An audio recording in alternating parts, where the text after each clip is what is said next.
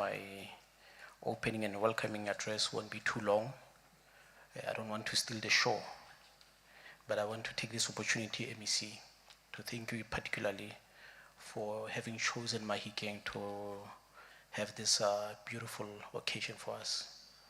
Most importantly, we value women and their contribution in our society. We value them because, as a politician, I once read somewhere along the lines, there's a gentleman somewhere in China, his name was Mao Zedong, and he said, women hold half of the sky, meaning that whatever that men do, women can equally do on the side. Now, come here in beautiful month of August, where we're celebrating the contribution of women, not only in the province of Northwest, but in the country as a whole, whereby on the 9th of August, women took their responsibilities and went to the union buildings to march against the past laws. But those were not the first women to take such historic strides. But the first women who did this, Memamfikwe, were women from Zirast, led by Gertrude Mpekwa, whom the provincial office of the ANC in the province was named after her.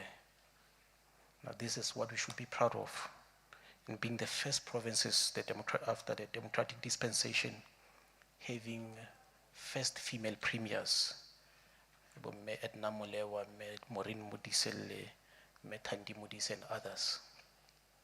The same Thandi Modise was the first female commander of Umkhonto Wesizwe, the military wing of the ANC.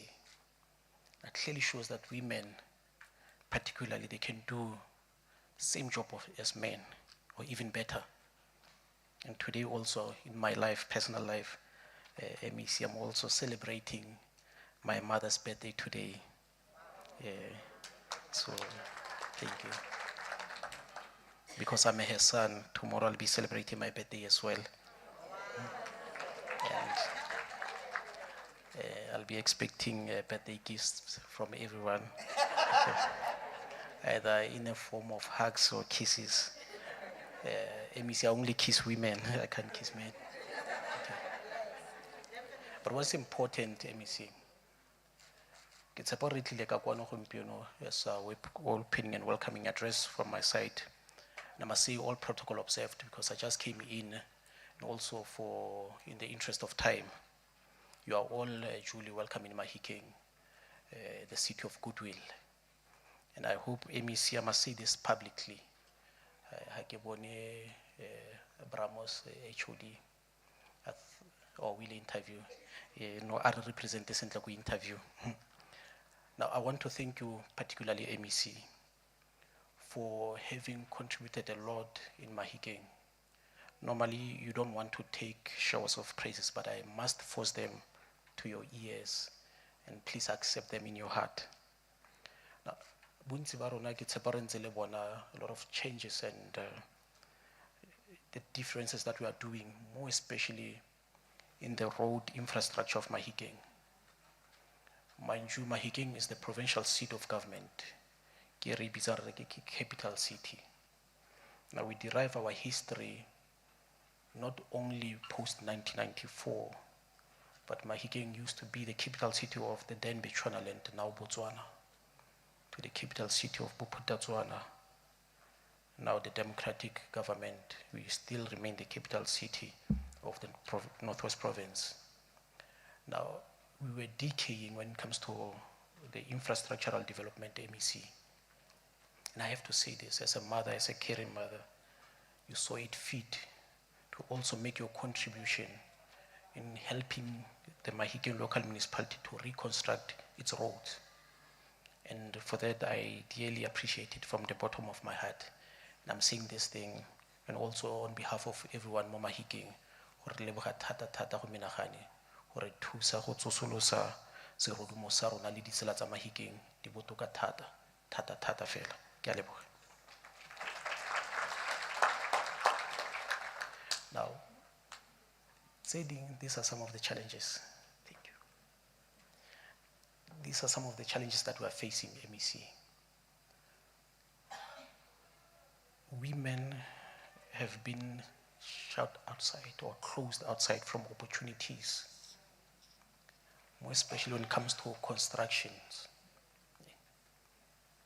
And I can tell you, MEC, re na le holo e nngwe ka kwa Longley Park Hall. Last time we went there. And I stand proudly say it was built by a female constructor. Yeah. The one in Gelexpan as well, it was a female constructor who did it. And this is what I said, we must push women in the space of construction radically and militant. Those who are coming from Ward 32 just by the same hall, the same road again. It's done by both a woman and a man. And we said, in future, they must be able to stand on their own. We are doing this thing, it's a construction, what we're doing. The MMC, the MMC of infrastructure, she's not here. She's also a female MMC for technical services. So she said she'll arrive well. She was busy somewhere. I said we must push that even if we are unable to help women, already radio it's the joint ventures. Because in the past, I don't know who said we must shut women outside. Sometimes I wouldn't want to bore you with their frustrations. Got into the grass cutting, but we only see men there and they're banging tires, they're kicking doors. This is not the approach on how to ask help from your government. And that one is not allowed. And I wouldn't want to see women kicking doors, but grass cutting. But it must be done in a better approach. And women equally. Yes, we can clap hands. Thank you. Women equally. You don't just fold your arms and sit behind it.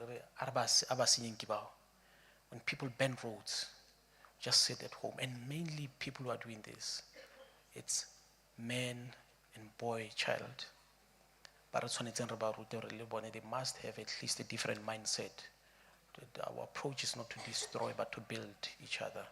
Where we cannot build each other, let us at least help to advise one another. I hope that MEC, I just wanted to say this thing, so that it must arrive and also it must be well received in your hearts, that this is the approach that we must be doing. Women must no longer take the back seats in the decision-making institutions of government, including the private sector as well. It must be at the forefront. You know, recently, MEC, you've seen new filling stations being built in Mahikeng. Unfortunately, it's men who are doing that. Women must also be encouraged. You must be go-getters. Battling formation or how can we get there? But as I sit down, I want to inspire you. MEC, I know her personally. I must declare it publicly, MEC, that we are somehow related. And I want to share a story about your life as well. And I said, profile MEC. The MEC, the mother of the MEC, she's one of the most powerful and unrecognized or unsung heroes of our struggle. The mother to the MEC is one of the women who first contributed to the formation of the workers' unions. She was famous around Northwest, including Gelexpan, where she used to work. And this, I can see it rubbed off to the MEC being the first female provincial chairperson of Nehau, not only for one term, but 4 times.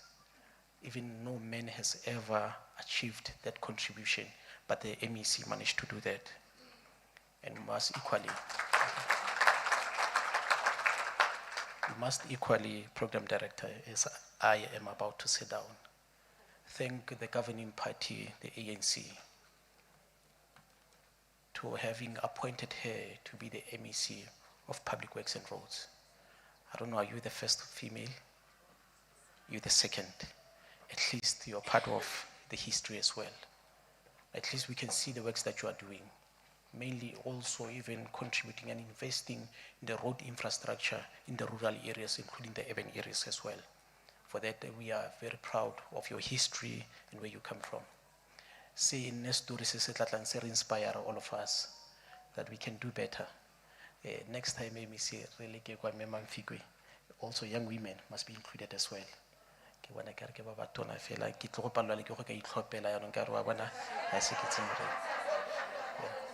But as I sit down, but you're duly welcome in Mahikeng. Let us make our contribution. Let us learn more. And I know very well that we're going to achieve more. And for those few words, MEC, I would like to sit down a program director, Govt. Thank you so much.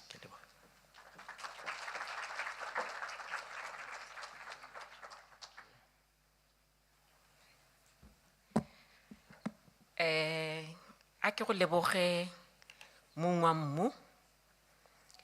Ke be re re happy birthday in advance.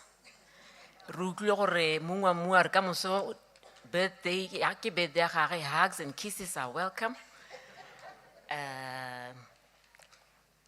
And without any strings attached. The mayor has welcomed us, ladies and gentlemen, to the city of Goodwill. The mayor has shared with us what is there in Mafikeng, what's the vibe in Mafikeng, and has shared beautiful milestones Sarunaza province. We've been having first province to have female premiers. We also have in our midst our own MEC, she's been the first provincial female chairperson, and she has done sterling work. And not only that, we've got an MEC, who's the second female MEC. I was just whispering to my co-program director, not only is she the second female MEC, she's the second longest serving female MEC. And we ask God that God must bless her as well.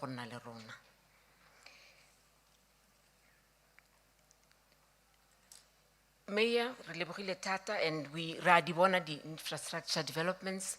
Might I just say from the program director's platform, the accessibility of the municipality is impeccable. You walk into the municipality, as for the CFO, I don't know where you get that CFO from, but trust me, you walk into that office any time of the day, he'll tell you, come after 3, and he's got an ear, he will listen, he'll bring people along. And we must say, shine, Mayor, shine. May they continue to do the good work. Our 2025 Women's Month theme is Building Resilient Economies for All.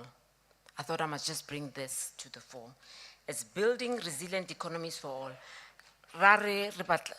Theme ya rona, moetlo wa rona, ke gore mo jareng ya 2025, we must re tshwanetse re thusane go aga economy ya ba botlhe, mme bogolosegolo economy ya bomme.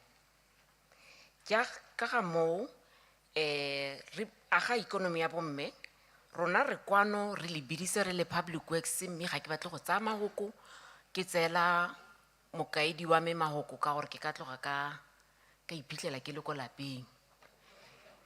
Jaanong, our HOD, Mr. Moses Khansi, is going to come up to the podium to tell you exactly why are we here. I theme are building resilient economies for all. And not all rona ko public works. Can I see now the winning team? Lead team the winning team. And the winning team is spread in between yourselves here today. What do women want to see how can we get engaged, because we believe each and every hour, minute, second, it's a working minute, hour, second, so that we can engage and impart knowledge and share skills and say, how can we be of assistance? HOD Khanti, we welcome you to the podium, Tate. Tla o bolelle bomme, le borre ba batlileng go re etletsa kwano, gore ra reng rona mo public works, why are we here? Over to you, sir.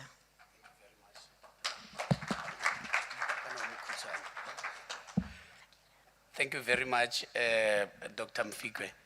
I was just whispering to her that I will have to do some adjustments because you can see the reconfiguration. So either we must do it upward or downward. So when she comes, don't be surprised when she's going downward and I'm going upward, but the reconfiguration will be done. So thank you very much, and ladies and gentlemen, Honorable MEC, in fact, I can see that there are two program directors,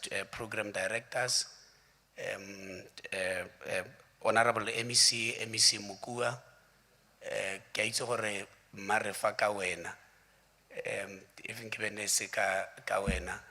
Now I'm saying it because we have had, I started with the department in 2022. So this is the first event of its own. And you can see that we are clustered here. Probably we have limited it. But thank you very much, MEC and Honorable Majoro, our friend who always, like a program director was saying, Majoro just knocks in almost every office. He doesn't say, no, this is the office of the HOD. We wanted to show him protocol over the years. We have given up. So, totally represented. Everywhere. So, our representative from sister departments, we have seen treasuries here. They are displaying outside there. The leaders of industry and professional bodies. The CEO is here. I've seen various leaders. I've seen the sitters here. The construction sector is here. CEO, thank you very much, the CEO of CIDB. So please,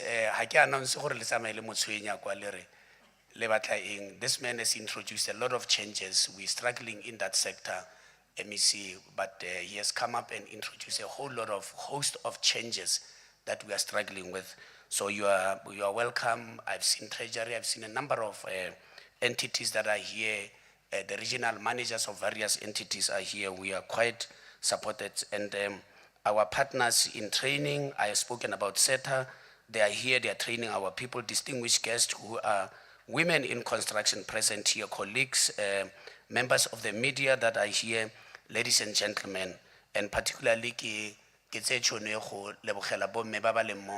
Majoro wa complain there's no mix. Majoro, tomorrow we are having the second day of tomorrow is the summit for, is dedicated to young people. So, and then the young people, you know, in terms of the designated groups, it comprises of women also. So you'll see a lot of young people tomorrow. So if they are not here, be hopeful of tomorrow because they are double beneficiaries somewhere. There are young people and there are women also. So you will see them. So elderly, women, obviously the issue of the age, also 35 years, 35 years and downwards. So that is why, so we are very conscious. So good morning and welcome to this momentous occasion. As we gather here today, let me take my spectacles. As we gather here today, we celebrate Women's Month in South Africa. It is both an honor and privilege to stand before you today as we embark on a two-day summit dedicated to empowering women and young people, as I have indicated, including those living with disability in our beloved Northwest Province. August month, as we all know, it's a reflection, it's a recognition, and also it's an action. It's a month of action. In my preliminary interviews, I was saying that we have celebrated enough for many, many years. For almost 30 years, we have been celebrating. So August month should be a month of action. It is a time when we commemorate the brave women who fought for our freedom and equality. And it is also a time to acknowledge the ongoing struggles that many still face in a society that has historically been male-dominated. Today, we are not just remembering, we are taking an action. We are here to create a platform for dialogue. We are here to create a platform for collaboration and for transformation. The purpose of our gathering on this first day of the summit is to place women in construction at the very center of the conversation. This is not a token exercise. It is a deliberate act to challenge the gender imbalances in the construction sector, where women in construction make up less than 15% of the workforce of South Africa. So you can imagine the dim picture that it paints before Bukonubi Prima. However, the optimism in me believes that from today, with the deliberation we will be having, the glass will be half full because it will show that progress has been made. Though I also believe there is still much of work to do to fill the other half with empowerment of women. I say it with pride that the Department of Public Works and Roads is committed to promoting transformation agenda that prioritize the mainstreaming of gender, youth, and disability. We recognize that the true progress cannot be achieved without active participation of members of all society. The summit is a testament to our commitment to fostering an inclusion environment where every voice is heard and every individual has the opportunity to thrive. Over the next 2 days, ladies and gentlemen, we will engage in a meaningful deliberation that will address the challenges and opportunities that women and youth face in our industry. We will explore how we can harness the potential of our diverse population to drive economic growth and elevate the standard of living for all. Because ra itse re ba gaetsong ha ile bo mme ba dirang tiro, bo mme ba kgaoganya, bo mme ha ba tshwere tiro ka matsogo e ya ko pele. Together, we will work together in reducing poverty, unemployment, inequalities that persist in our communities. I am an advocate of inclusion, and that I know.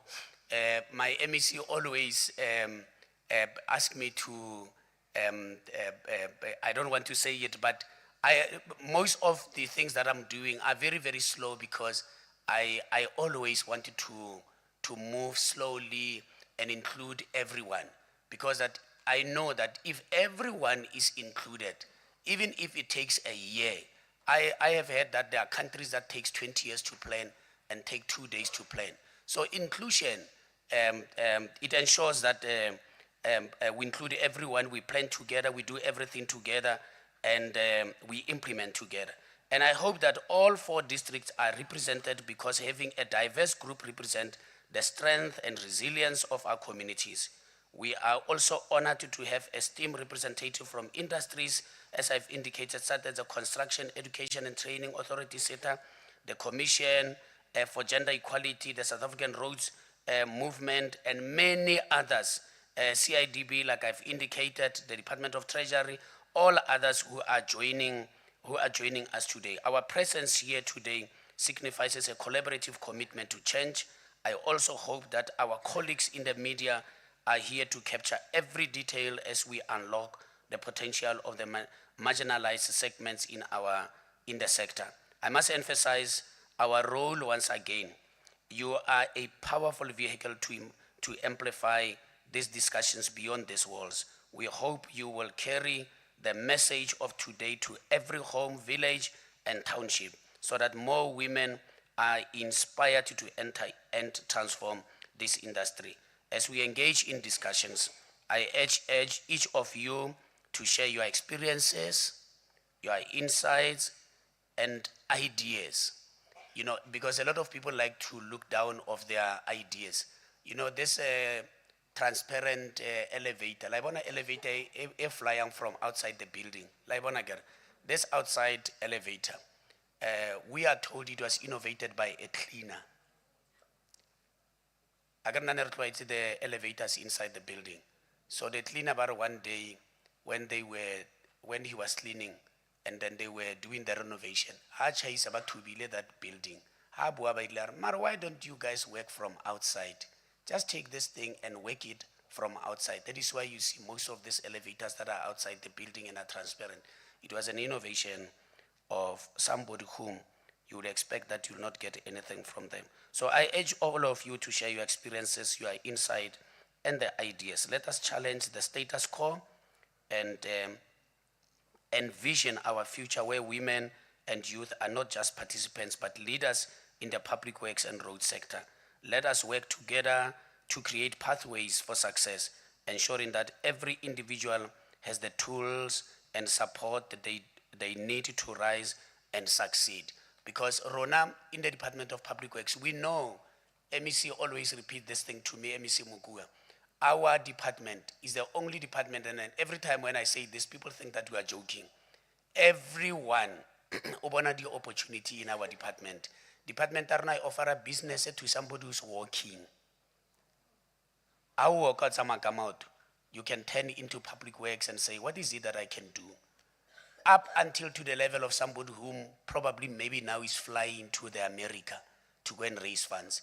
Could we cater your grade ones in the GB sector, because we have a public sector on the other side, the buildings on the other side, we have the roads, which is civil engineering on the other side. So, motho itsamaelang ka maoto, le motho o flyang, botlhe ba ko go rona.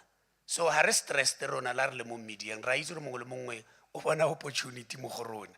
So, thank you very much. Enjoy this day and tomorrow, and may God bless you. Thank you very much.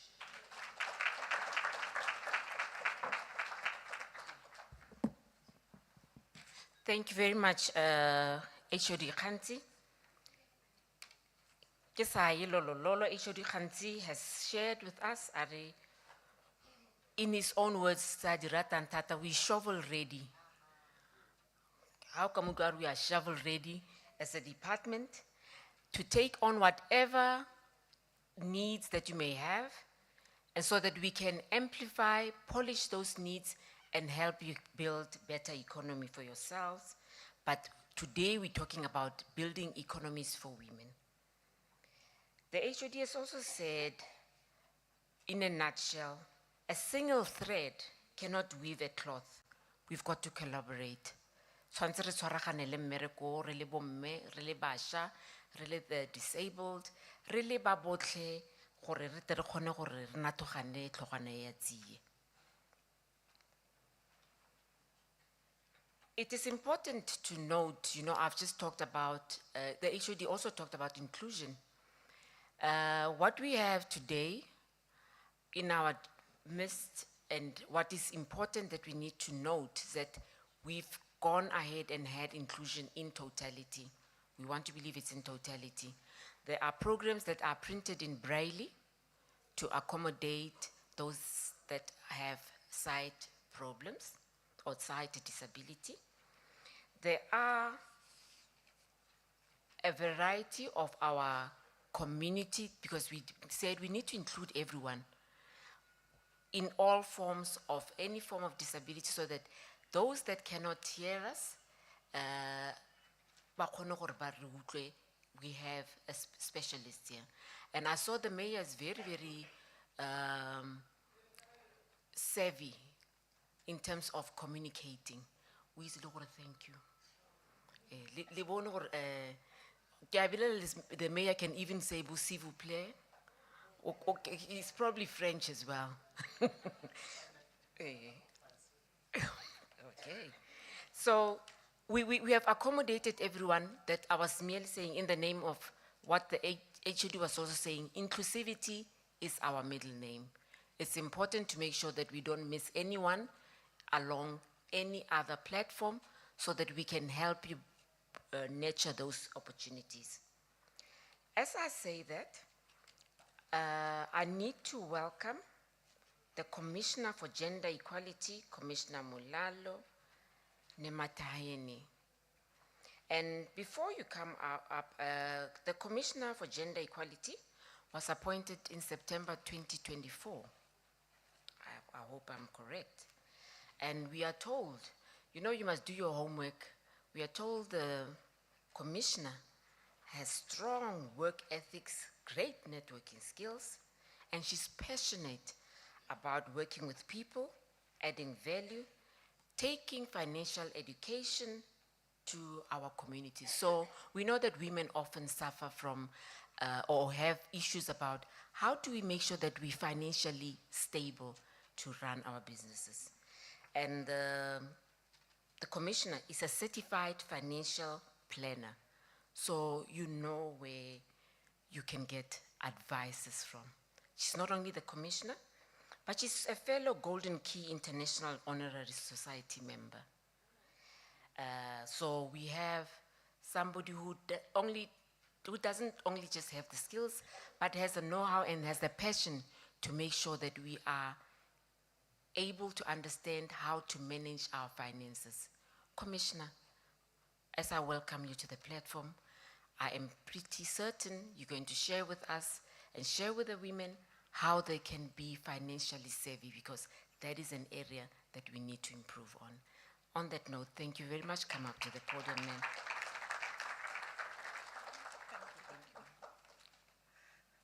Ndima Cheroni.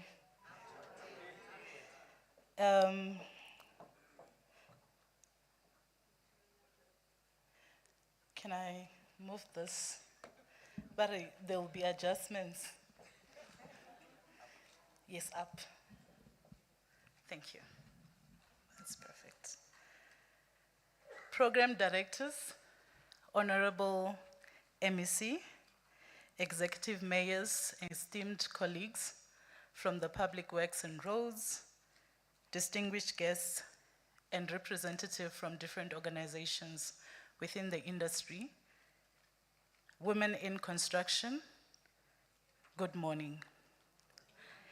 As indicated, my name is Muralo Nematayeni. I am a certified financial planner. Someone said they are passionate about inclusivity. I'm passionate about taking financial literacy to communities.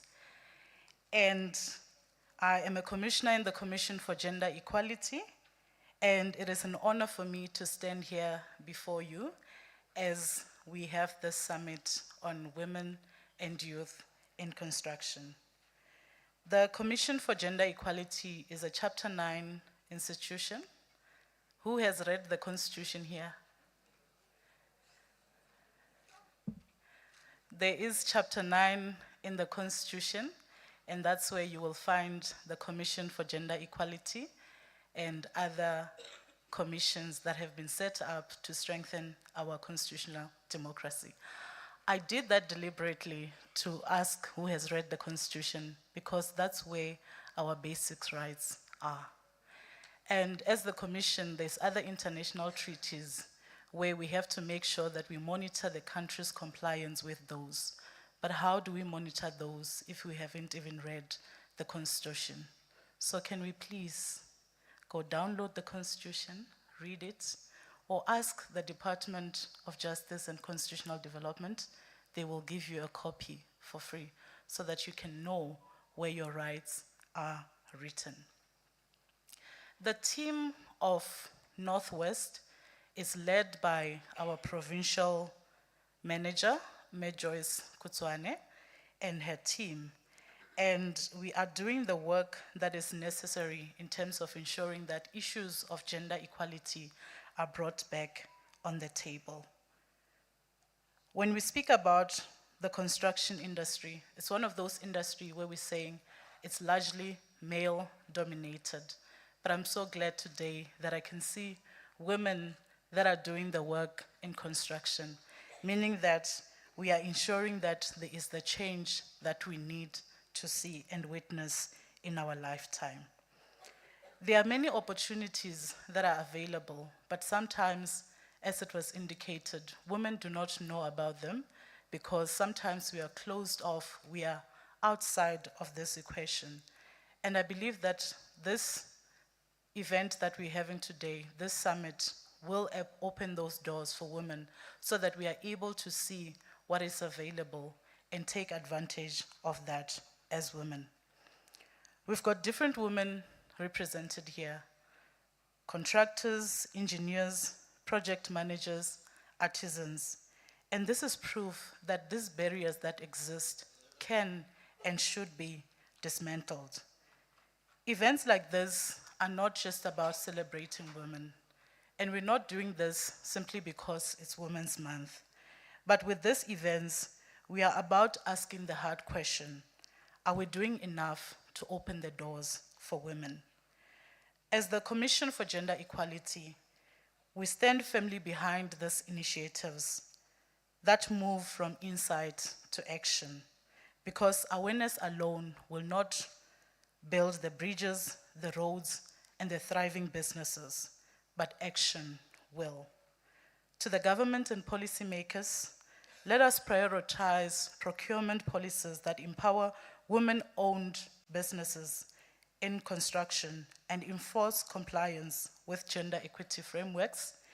To the private sector and financial institutions, provide accessible financing and mentorship sector and financial institutions, provide accessible financing and mentorship tailored to these women contractors.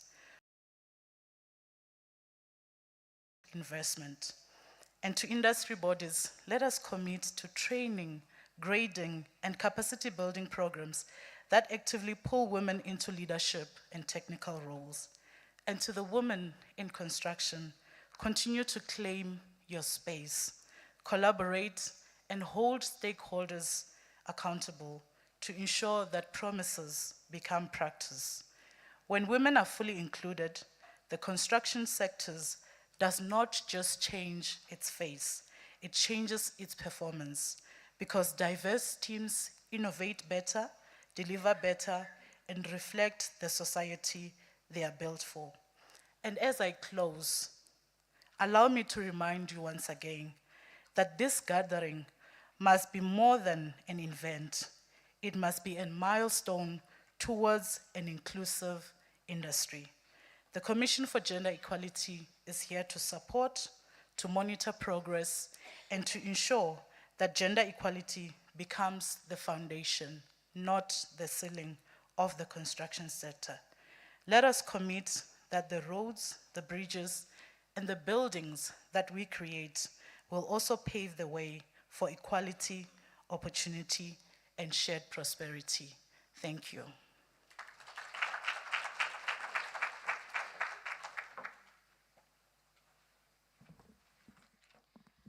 You were warned, ladies and gentlemen, that there'll be a bit of restructuring up.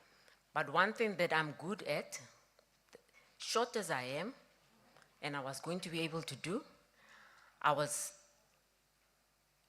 going to run with a camera. Have you seen those television cameras? I'm a TV journalist, so, professionally. So all that I saw in my lifetime was I was going to be running with that camera into Rwanda and because I saw myself into Africa and going out there covering the news. But history happened. I never saw myself in Rwanda, but I still am a journalist in training. And so, small package, I can still run with that camera. Thank you very much, Commissioner Mulalo. Commissioner has said a mouthful, and ties up, her talk ties up with what the HOD also said. Let us talk inclusivity, but not only talk inclusivity, let us make it happen. Let this not be a talk shop.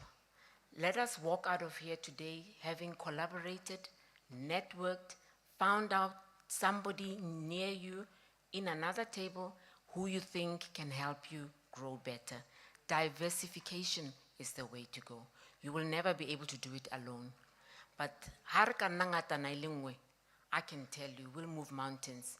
We've heard even up until now that women, they just don't hold on to what they have. They diversify, they dissect whatever skill and knowledge and make it, they share it with everyone else. We've been advised to have sound investment in whatever we're doing. Everything that you do must be an investment, and we must commit to training. I can tell you, if you do not train, if you don't look into what is it that I can do to amplify what I need to know about? You need a bit of training, you need commitment, most of all, but you may need to diversify and work with other people in order to develop yourself. That is what Commissioner Mulalo said. And coming up now, we have none other. We've been advised, please do not flock his office, but I want to believe he would love that we flock his office so that we get to know a little bit better what is CIDB all about.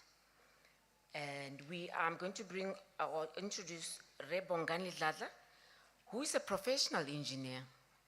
And because he's a professional engineer, you blend in so well with us. And I think that's why we've hosted even CIDB in our premises, so that we must talk the same language. When we say to people, you need to upgrade, and these are the levels and so forth, we must be able to, in the same yard, you must be able to find all of us in the same yard. Rebongani Dladla has been in the CIDB since June 2022, and he is here to help us understand CIDB a little bit more. And he also has a Master's of Philosophy from the University of Cambridge. Over to you, Rebongani Dladla. O re rupellerra, e re tswa fa be re itse gore man di o kambi uyathetha noma uyakhuluma yathetha. Okay. Okay. Kuhle ke. Xa uphuma apha Dladla, sifuna uba siyazi kakuhle mhlekazi uba i-CIDB le ngintoni, omama abalapha bangayazi njani uba bayazi baku-grades eziphezulu, bangabi ku-grade 2 qha, baye naku-grade 6, 7 and 8. Undivile mhlekazi. Enkosi ma. Chief program yakho, chief program yakho. Leadership program, okay. Enkosi tata. Thank you very much. They said it will be going up and down, now it's going sideways also. Thank you, Program Director. The Honorable MEC and the Executive Authority for this particular department, a true champion for meaningful participation of women and youth in the construction industry. Be careful what you say, Your Worship, the Mayor, because they'll call you Mayor of kisses and hugs, but without conditions. The HOD, whenever there's an HOD or CEO, I always say, I'm trying to go to social media, who has not been paid by that department, so that they can come and talk to you, because payment in time is quite important for businesses. And colleagues and everyone who's here, especially the wonderful women of the Northwest, that many are doing so good work in the construction industry. It's really with pride and admiration that we stand here as the CIDB to provide a message of support and also re-emphasize our commitment to working with the department and all the stakeholders that are here in order to ensure meaningful participation of women, youth, people with disability in the construction industry. And we do really enjoy, as you've indicated, a very strong partnership with the department. We've been housed, I think, in the department for a number of years, and now are looking at how do we expand to the 4 regions in terms of ensuring easy access to our services as a CIDB and opportunities that arise. Really, I think the Mayor has taken many of the words out of my mouth around the contribution of the MEC, whom I started interacting with in the 7th administration in MINMEC. Is there any secrecy about what is said there or not really in those discussions? Because she never misses a beat or an opportunity to ask whenever there is a program being presented as to how is genuine participation going to happen and how are we going to measure impact. So it's really an honor to work with you, Mayor, over the years, especially when you are also assisting even other MECs around the programs. And also, Mayor, I would really like to meet your accounting officer if he or she is here, so that we can also see how we hold each other accountable to the commitments and promises that we make here today. The MEC, again, without missing a beat, will always support the programs of the CIDB and the National Government Department. I think just last week, the programs of the CIDB and the National Government Department, I think just last week, she co-presided over the Airwick Awards, where I don't know whether it was rigged or what, 4 of the 15 awards went to this particular province of Northwest. I'm not sure. And these were ranging from grade 1. Are you going to mention the name of the winners, or can I? Okay. Your grade 1 Project Excellence of the Year went to Tebogo Montwedi. I'm not sure if she's here. And then I'm sure she's now a famous face in the construction industry. Here I saw Portia. Susan, if you can stand up. Last year she cleaned out in the awards. And this year she also cleaned out, winning Project Delivery of the Year from grade 7 to 9. She also won Transformation Entity of the Year, because also if you look at her business and how they conduct their projects, it's not those companies where they get a project from him and then they go and sub it to Uncle John and Uncle Philip. It's women on site, it's youth on site, black women, black youth. They deliver on time, they deliver within budget, so no many variation orders. And she's an engineer in her own right, a registered engineer in her own right. So I don't know, MEC, whether you gave some Dior envelopes to the judges or how it happened. But I'm happy with the winners because it really reflects the work that has been done. And I've missed just one also, Precious, who won Specialist Project of the Year in the 4th category, also from this beautiful province of Northwest. This summit is really powerfully themed to talking from, we are really moving from insight into action, shaping the future of the youth in the construction industry and women, which really mirrors our commitment as the CIDB. We don't want to be talking about programs, we want actually to see them in action. And over the past 2 years with the BUILD program, that is really aimed at reshaping the future of the CIDB. CIDB for the past 20 years has been about grading, providing licenses to operate, but now we are moving more into the development because it's also a constitutional imperative. In that regard, we've been able to raise just below $500 million, of which 300 million of that with partners will go to developmental finance with construction, to fund construction companies. We are trying to ensure that it becomes days of a past where women in the construction industry cannot start projects because they are still trying to borrow money from traditional banks, which are not really have a high appetite for that. So with CIDFA, whom I also saw they'll be speaking here today, we signed a very generous MOU with them where they'll also, with CIDFA, whom I also saw they'll be speaking here today, we signed a very generous MOU with them where they'll also contribute to that. Programs is also something that I think our provincial manager will talk about after lunch when he talks about the programs of the CIDB. And whilst others are running to court to deal with BE and other type of progressive programs, we've also gazetted the indirect targeting project where we are making it compulsory for subcontracting for all grade 7s and above.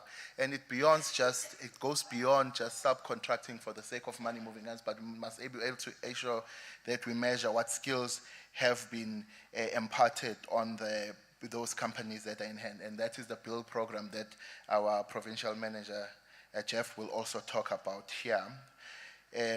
We really recommit ourselves, again, HOD, especially MEC, to working with the province in all its developmental initiatives, and also just general support around infrastructure procurement, how we write our policies to ensure that they best benefit those that have not participated meaningfully in the past.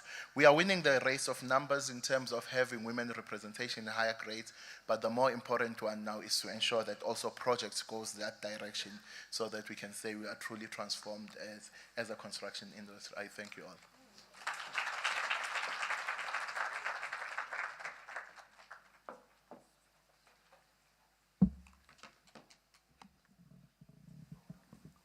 Enkosi kakhulu, Tata Dladla. Thank you very much, Mr. Dladla. You heard from Mr. Dladla himself, commending our MEC, saying our MEC never misses a beat.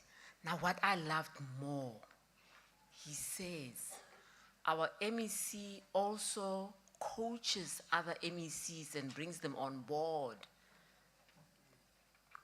Alamuitsi memukua bagaetsho. That Dladla akulalwa apha Northwest. Walala wasala. If you're working with the MEC, you need to know that you've got to be on your tippy toes. But she also appreciates every effort that you make. Small, whatever small effort you think it's there, she appreciates and she will let you know, this I appreciate. But trust me, if she doesn't appreciate something as well, she's a balanced person. She will tell you, I do not like that, so that you can improve. So Tata Dladla, you have just amplified why we've got to be the winning team and why the women that we work with also have got to win. And that is why you shared with us the women on the site that dirty their hands and make sure that they are not just token of appreciation or just we practicing tokenism. These women dirty their hands and get the work done. And with training, with commitment, I can tell you, you're gonna go far.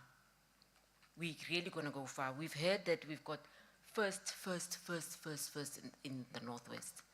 May we continue to have the first.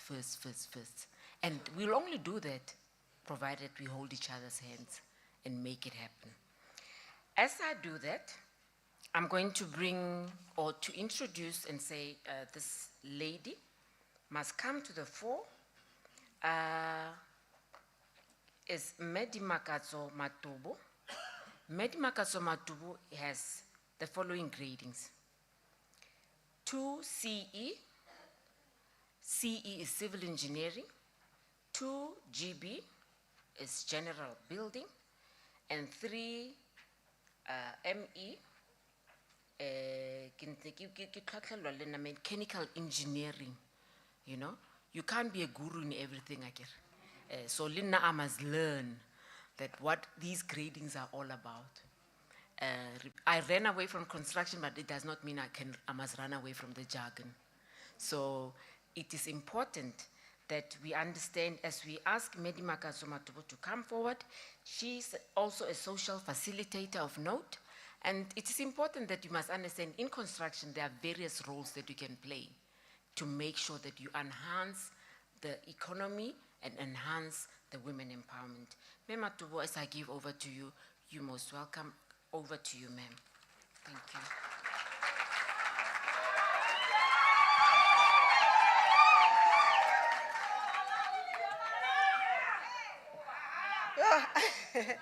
Dumelang bagolo.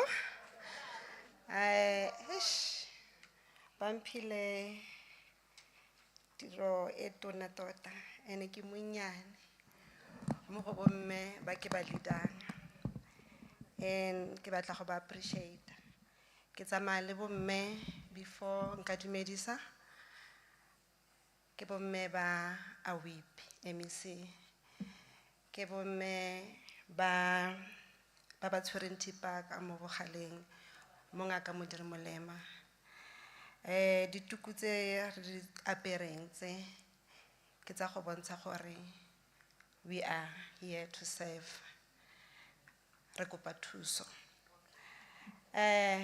Thank you, Program Director. Greetings to our Honorable MEC, our Honorable Mayor, ke motho wa rona thata mo AWIP, Honorable Mayor. Greetings to the head of the department, Ntate Moses Khansi. All protocol observed. To bomme ba batletseng fa gompione go tla go celebrate letsatsi le.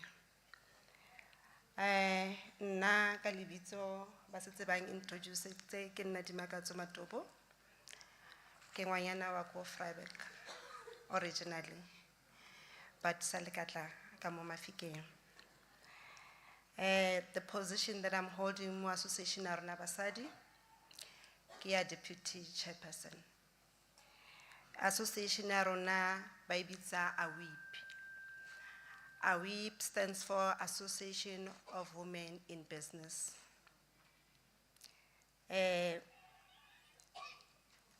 Ke tlo go kopa go bua, ke tlo go tekefe message of support, MEC. But ha ke sure ke tlo go fa message of support. Ke tlo go bua ka dilelo tsa basadi. I'm here for basadi. But before I can say much, ke kopa go bua ka AWIP. MEC se tsere le banyane. We are only operating mo ngaka Modiri Molema.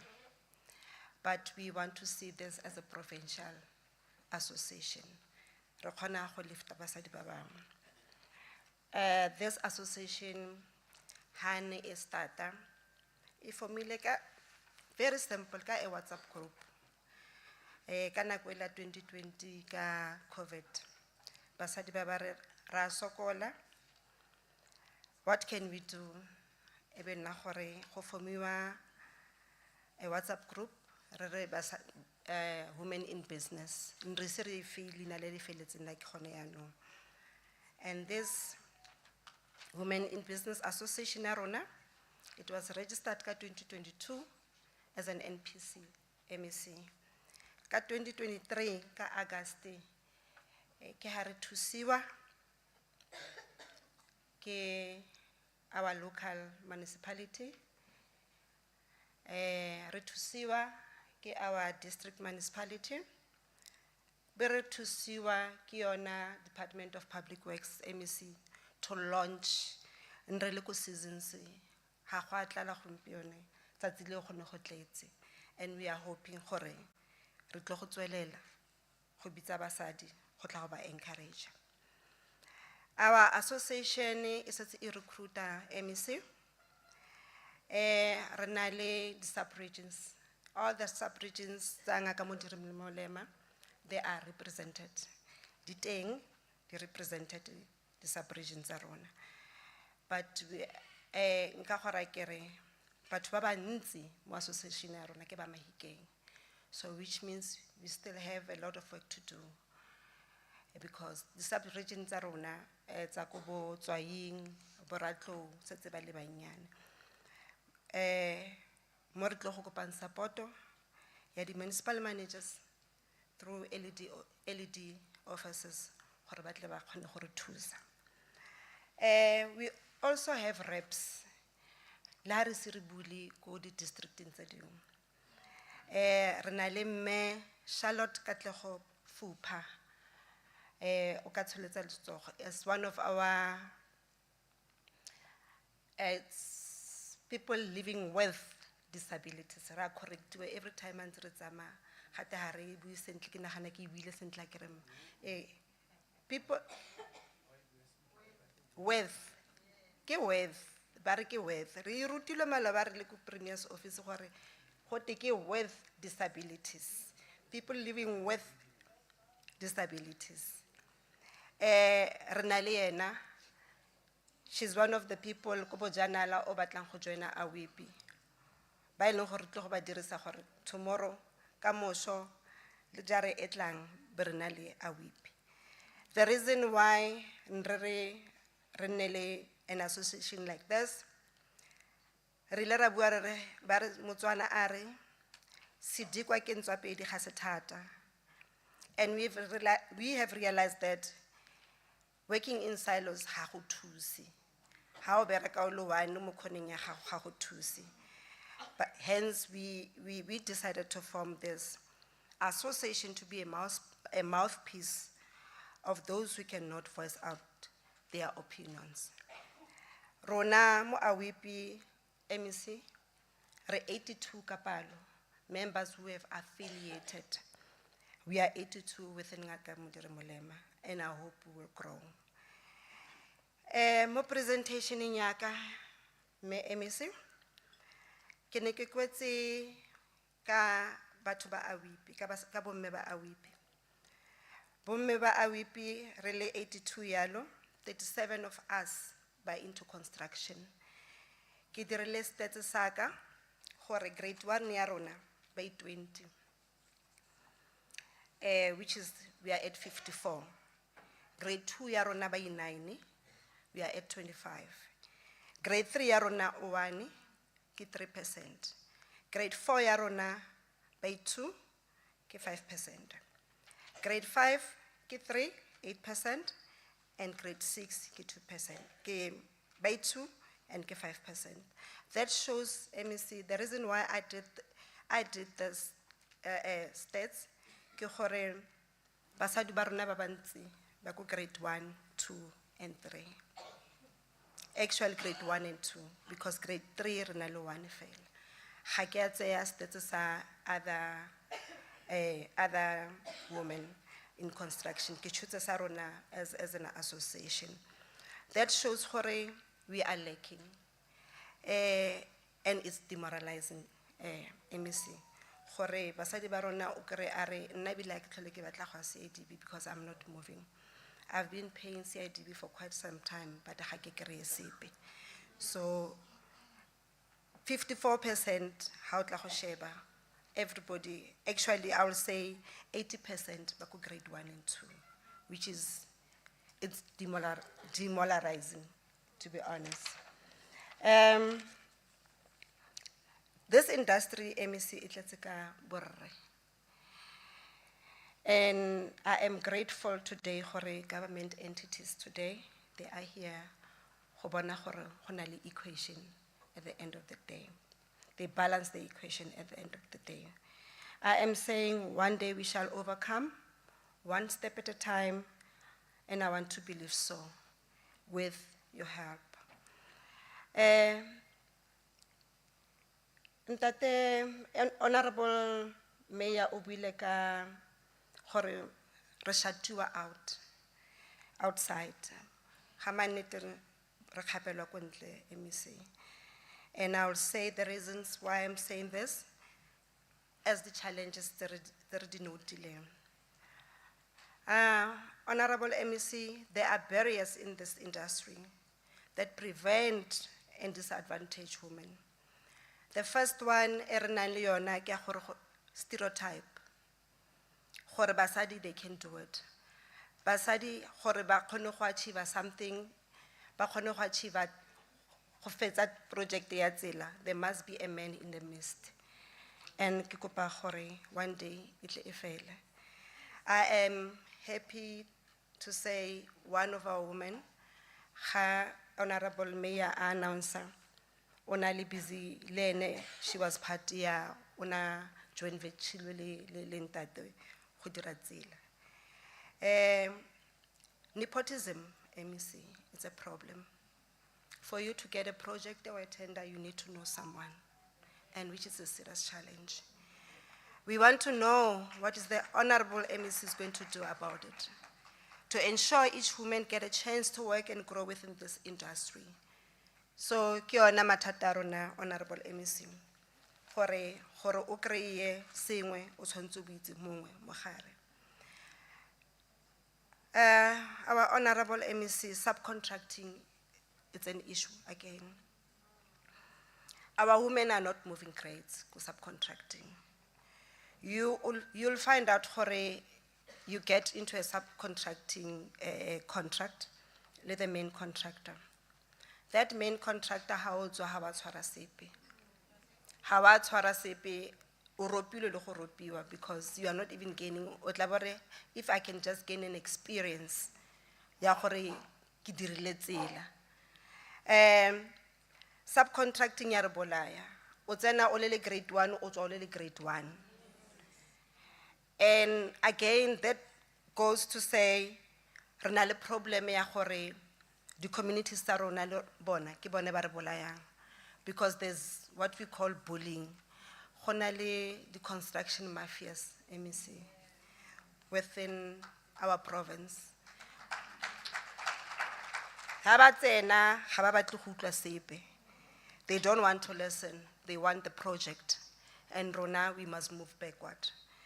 So Honorable MEC, hence how Zenako projecting, I'll make an example when I was doing social facilitation for Tselaya Kutla Sepe. They don't want to listen, they want the project. And Rona, we must move backward. So Honorable MEC, hence how Zenako projecting, I'll make an example when I was doing social facilitation. We want to put food more dijo mo tafoleng tsa bana ba rona. Another issue in our another challenge in the construction industry, basadi ba e facing, it's joint venturing. Bontate ha ba batle hore joint ventures. They don't want to joint venture with us. It is not like we don't approach them. We do approach them, but they do not want us to be part of them. Ba re lazy rona basadi, ha ke itse ba bone kae. Another challenge that we have, ke gore di non-payments and delayed payments by main contractors. That is the challenge, MEC, that we are facing as women contractors. MEC, ke tlo go movela ko the solutions. I've been saying challenges. HOD has just said we mustn't shy away to put our ideas forward. I am going to put an idea. Ki invite-iwa ke Usthembi wa CIDB. Ke mara ke Usthembi nna ke batla go bua ka incubation program bagolo. Incubation program. Why can't we have an incubation program so that gore re ska feletsa ile gore re palwa ke go move? The way I structured my incubation program, ke itse ka re level 80 e kreyang project 130 million. E palwa ke eng go tsa level 6 and 7 e mo tsenya ka mo legwafeng so that they can learn and move forward. Level 7 e kreyang project 40 million e palwa ke eng go tsa level 4 and 5 a tsenya mo legwafeng so that they can move forward. Level 6 e kreyang project 13 million e palwa ke eng go tseya a level 3 and 2 a tsenya mo legwafeng so that they can grow.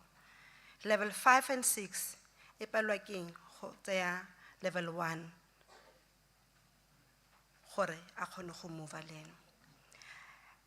Honorable MC, this will make things easy for both parties, as the incubated contractors will be paid directly by government entities. Sello sa re se le dileng ka mo di challenges tsa gore ga re patalo ka nako or ga re patelwe se tla fela. Contractors will be able to move grades and not be stagnant in one grade for a long time if we implement the incubation program. And that incubation program, I will suggest it's on a rotational basis. When I was in CSD, what they are rotate again, but we all know how to rotate.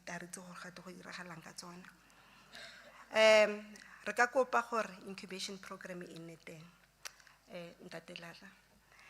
The incubation program will ensure that all companies get a chance to participate in this industry.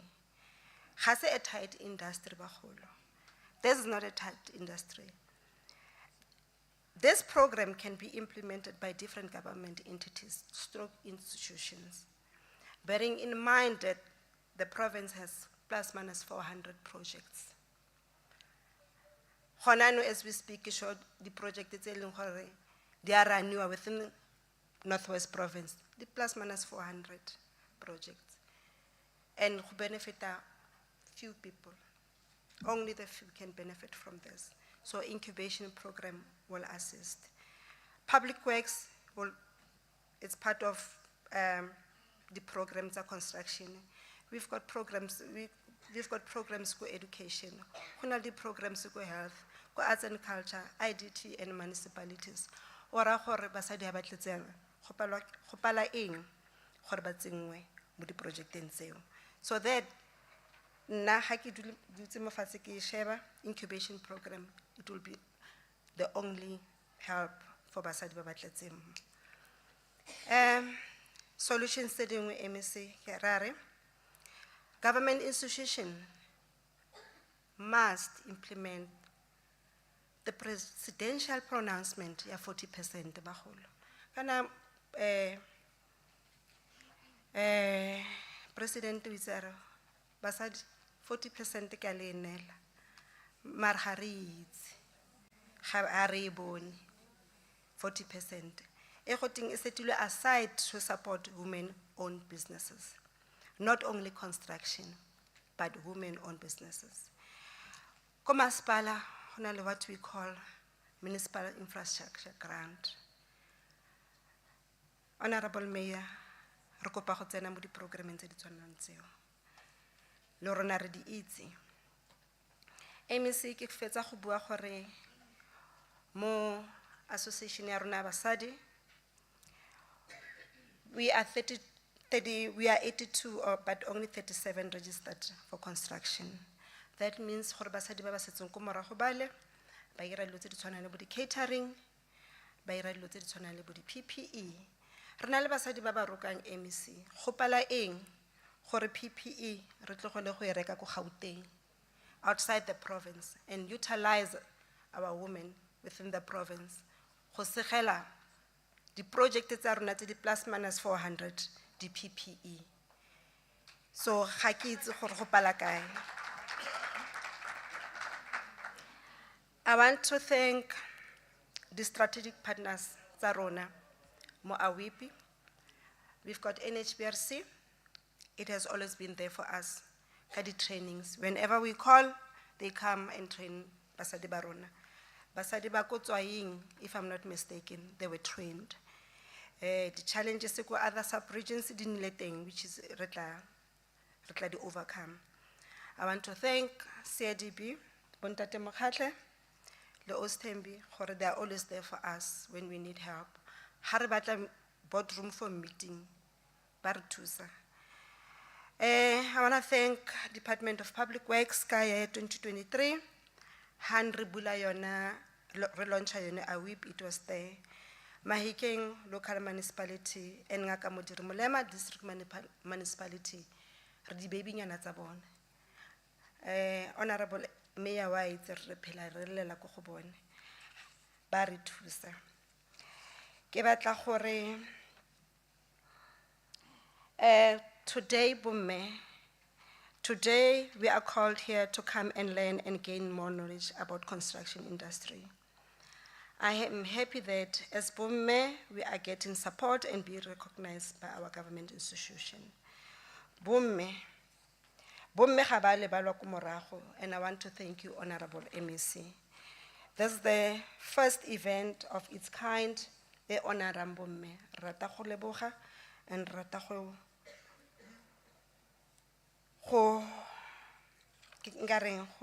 believe this is not the end. The event at the summit.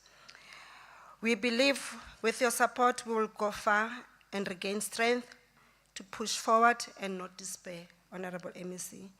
We appreciate and acknowledge your recognition, and moving forward as we are willing to work with government institutions to assist Bomme. Last keynote yaka ke klare Honorable MEC, we are saying really Bomme, we do not want to be spoon-fed. We are saying our Honorable MEC and our Honorable Executive Mayor, le the HOD yarona. Really Bomme, we are willing to learn. Really Bomme, we are willing to prove ourselves. Really Bomme, we are willing to work hard. Given a chance and united as we stand, we can do it. We are saying together we stand, together we unite, together we can conquer. I thank you.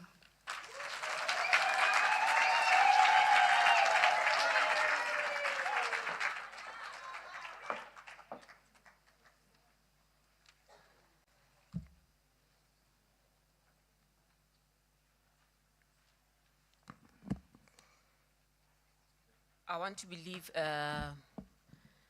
Honorable Mayor The prelude to the birthday has been done already.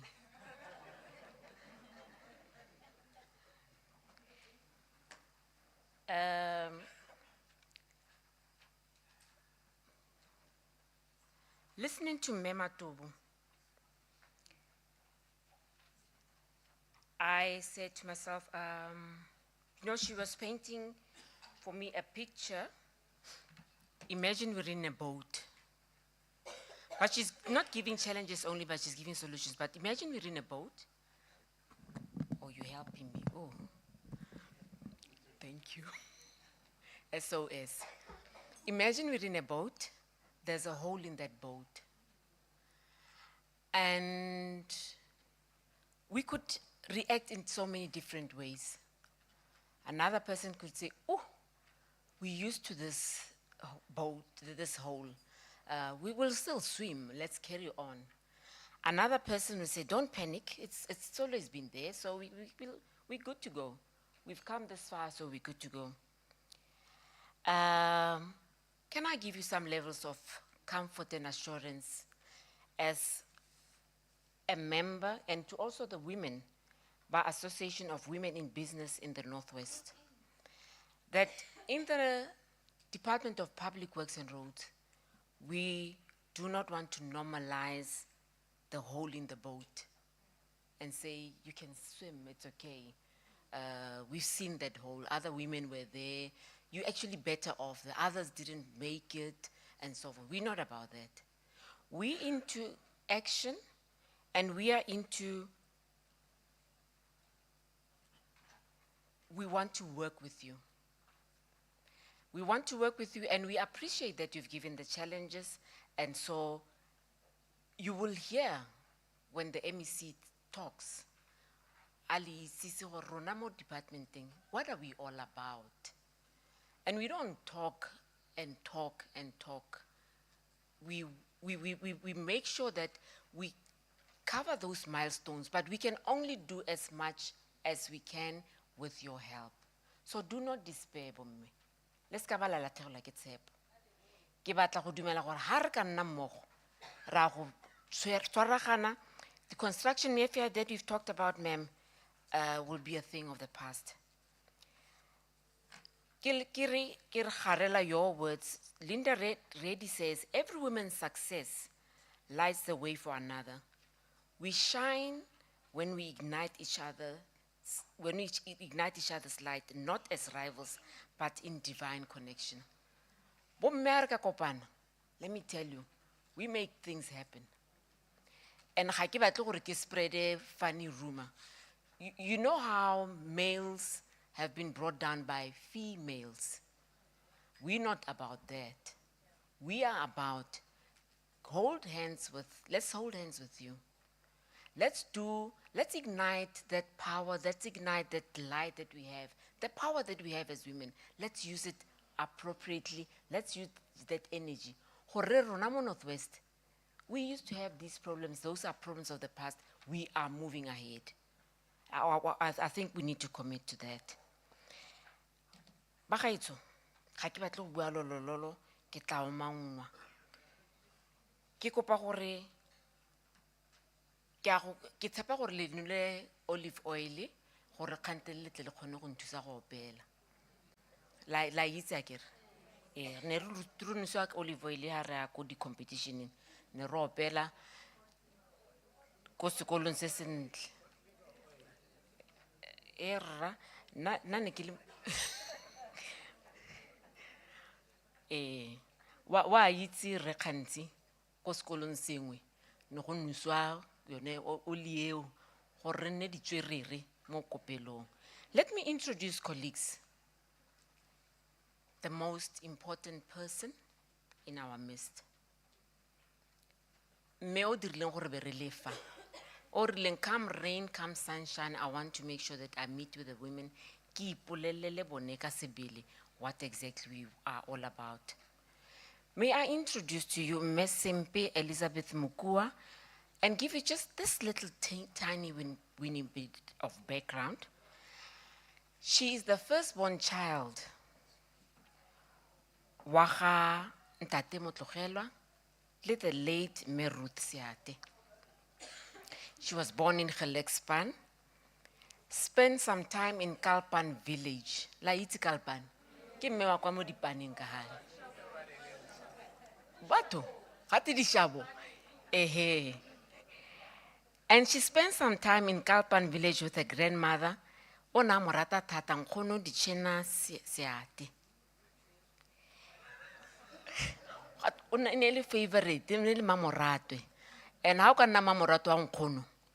Your things shine all the way. Ya no, tlotlang bagolo gore malatsi a lona a botshelo a oketsege o tlo bone mofutu le lerato le ha ba setse ba tsamaile. She started a primary school in Motswanyane Primary School, and she proceeded to Ipokeng and RA. La muitsi man? Magtig.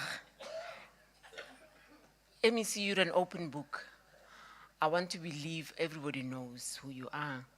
And she started a tertiary education in Taung Agricultural College and led the Nahau Union from Potchefstroom in the Department of Agriculture. And she became the regional chairperson at Tokwe region. She became the provisional chairperson for the longest time in the union. Lutlile Mayor wa Mitzlen. Armeo ke kgeleke ya the labor movement. And ga seba gangwe fela. A ipoapoeletsa kgatsu. Ga gane. Go sena o moemang ko pele. Ba ntse ba re ha fologa batho a go tsenene gape. Re ka latlhega ha re ka ska tsena. Now, you know, when we talk professionalization, MEC, ke go bolelle maloba ha ba bua ka di MEC ka professionalization of the public sector. Bantse ba re no, the MEC must study this, must study that. Ka yo, tlang abakatla ko ga rona. Ba bona go rona re na le a learned, very much qualified MEC. Me, it's gonna not just learned, but she shares her knowledge with people. That is why I rupella the MEC tse dingwe tse di ka ko public works gore batho re tsamaya fa boanko. So rona, we are blessed colleagues. We are blessed bomme. Me Elizabeth Sempe ke rata gore o ka re atumela motsadi. Your winning team le one teng fa mare ke rata gore opele ke rile ka re lentsulele nthusang bagaetso.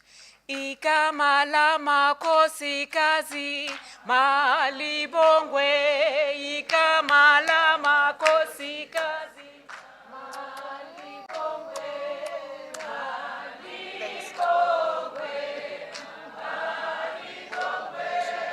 malibongwe, malibongwe, ikamala makosikazi malibongwe, ikamala makosikazi malibongwe, malibongwe.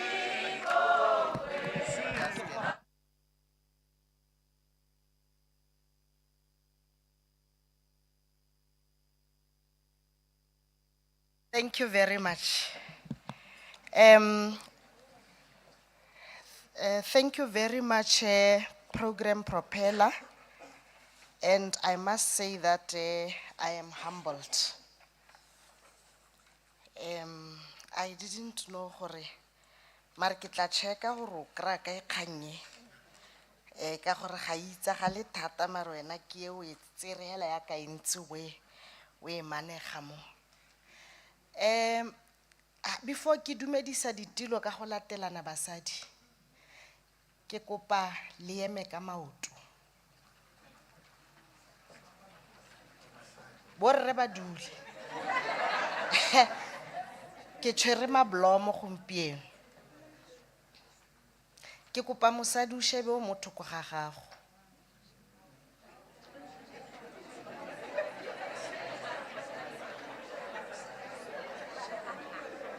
Ke kopa gore e be le ntulela gape mo fatshe.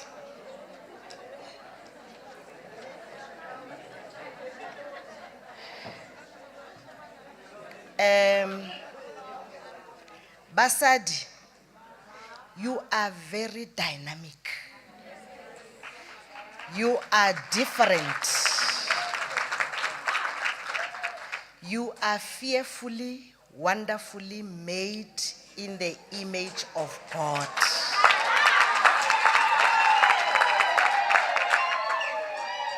With you, you are carrying a potential of God's creation. So it does not matter how fat you are. It does not matter how lean or thin you are, how short or how tall, how dark or how light. In you, there's a formidable character. You are true women of valor.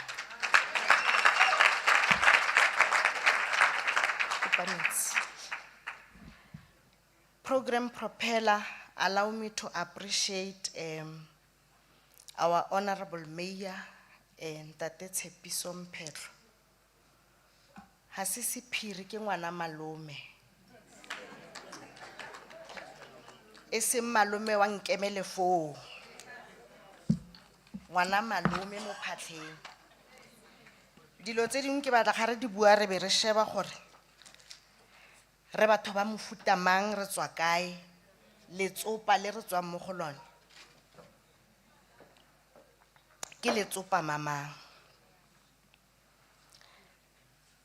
E re ke tsena ko e ke appreciate my progressive head of the department, Ntate Moskhanzi.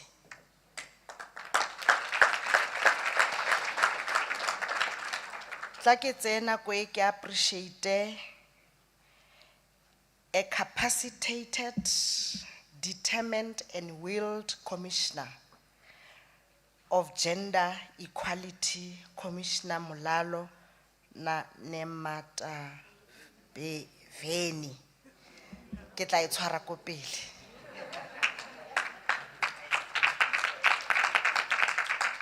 Let me also appreciate a young man, very wise, very humble, and very visionary. When I checked where this CIDB comes from and the leadership that has been leading it, comparatively speaking with the current CEO, we have a bomb. Let me appreciate Ntate Dladla, the CEO of CIBD. Ereko Bufelong ke appreciate the Association of Women in Business. Me Dimakatso Matobo. That's the main reason why I called you here. Tell me how to treat you by the manner in which you behave. At least you came, you showed up, and you spoke. So at least dillo tsa basadi tse ntse di le mo makgwafong a bone di tswile. Now, if you don't understand, you have given us a program. That's why we are here. Because we wanted to reach out, we wanted to know who is there, we wanted to know a relevant program that we must develop. Ke mosadi o mongwe ke mofuta o mongwe wa motho. Some people take these things as stones, but nna ke di tsaya as instruments that will help me to facilitate the program of the masses. Still I rise. Ke kopa gore leng alawe gore ke borrowe from me o ke motlotlang thata, may her soul rest in peace, me Maya Angelou. Are mosadi, you are enough. You don't need a man, you don't need anything, you are enough. And until you realize that you are enough, you will stop complaining. Es mosadi. You may shoot me with your words. You may cut me with your eyes. You may kill me with your hatefulness, but still, like air, I rise. So this, I'm dedicating it to those that has been in the struggle and they have not yet given up. You may encounter many defeats, but make sure that you don't become defeated. In fact, it may be necessary to encounter defeats so that you can know who you are, what you can rise from, and how can you still come out of it. If you don't have challenges, your opportunity to grow becomes limited.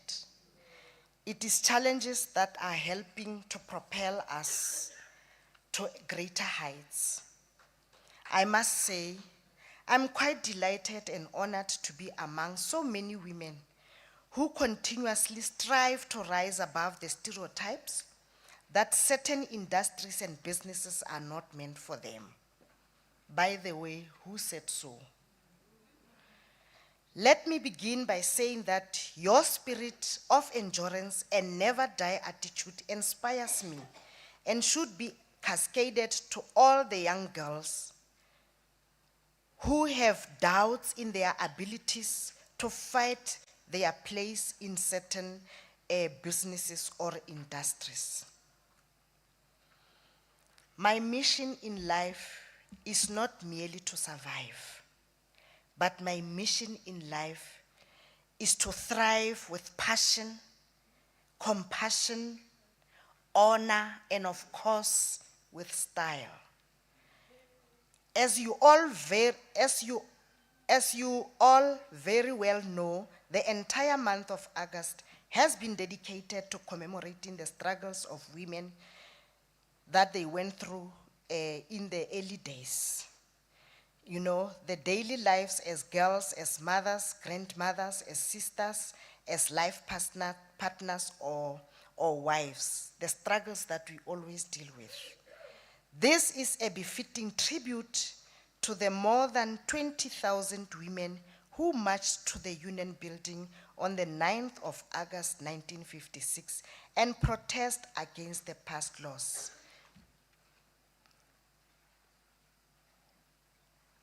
I can only say, a luta continua.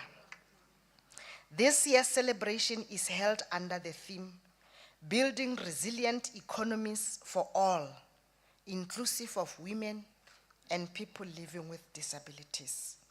The overarching purpose of this commemoration is to promote women's participation and representation in leadership and economy.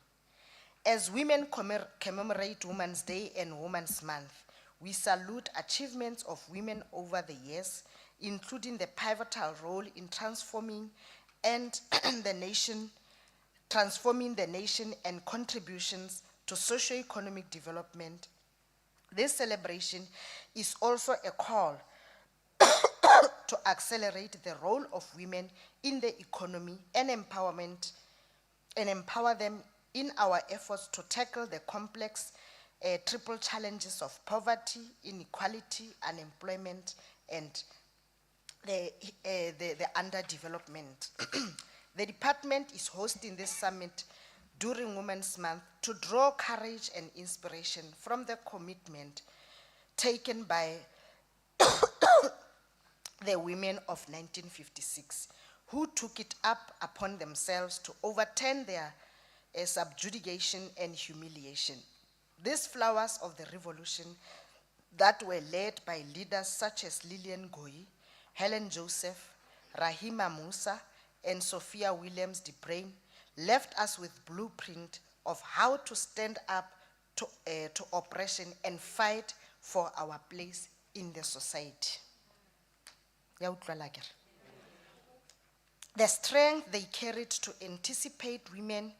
emancipate women and their advocacy to social justice and participation of women in all spheres of government has empowered the department to host this summit. The Women in Construction Summit is intended to create a platform for women-owned companies to connect and network with the intention to access opportunities, gain experiences, share best practices, and expertise in the industries. This will also assist you to get guidance, support, to get industry insight aimed at contributing to the development of emerging women contractors so that they can navigate their challenging and male-dominated industry. While the department acknowledges challenges faced by women in construction industry, it also appreciates strides it continues to make in ensuring the participation of women in leadership and the economy at large. Now, a challenge is given to me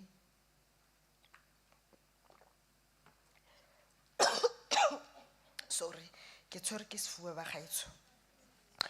A challenge is given to me today on this podium about the construction mafia and what is it that they will do about it. But if we just sit for a second and ponder, when last did we hear the screaming and the shouting at the offices of Department of Public Works by the construction mafia? And these construction mafias, whether we like it or not, they come from our homes. They are a society in which we live in. It cannot be subjugated to an individual to deal with it. In other words, I'm saying, do your part and let me do mine, as we are trying to shut them up. Because indeed, we cannot continue to endure under serious bullying by this particular construction mafia. MEC of Public Works approached them in their different corners to say, we are sick and tired of the loud screaming and shouting, bullying and everything. If you think you have what it takes, put it in the table and let's see. That's why there is all of a sudden quietness in the Department of Public Works. And those submitted themselves as young men, to me, you can see I have gray hair. I told them that I will not take rubbish, I will not take nonsense. But people must come with projects and programs, because there's no sense of entitlement to anybody. If you are a woman who has something in the hand, I don't want screaming and shouting. I want you to approach me, let's sit on the table, show me what you have, let's exploit it. Because the shouting, the screaming, for me, they will not assist me. As the department, we have had the privilege of equipping women within the contractor development program with skills that have contributed to the growth of their companies. By the way, we have incubation in contractor development. One thing that I don't think I can do is to go out and hunt people to belong to this. But people must come and knock at the door.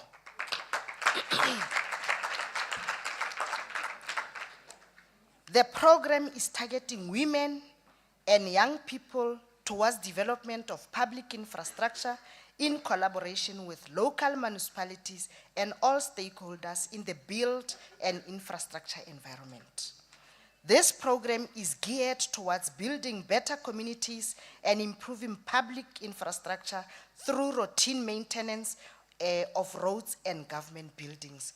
By the way, I want to stop this thing, ya gore go bitsiwa program engwe grass cutting. You know, I take an exception because you can't reduce a program that is developmental in approach to just mere grass cutting. It's not fair to the department.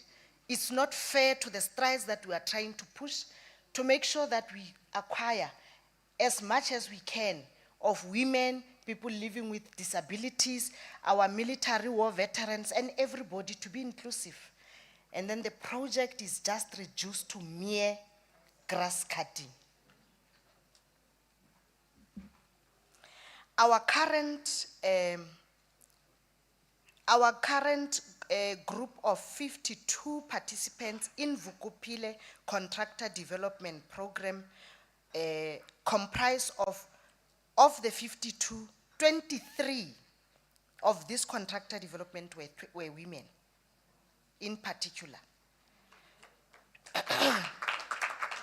Women-owned companies that have to date been allocated projects amounting to total combined value of more than 350 million. It might not be the woman in the room, but the fact is women in Northwest have benefited from this 350 million. And this should surely count for something. It will never be enough. We'll try to do the best that we can from our side to make sure that we improve on this particular development. We have heard your cries, we have heard your frustrations, your challenges, and I believe that together you and us will take this particular province forward. This has subsequently resulted in the improvement of their CIDB grading levels. Ke kopa ke emise makgarebe a ka ba ba tswang go skupa di awards at the national space, very young, energetic, committed.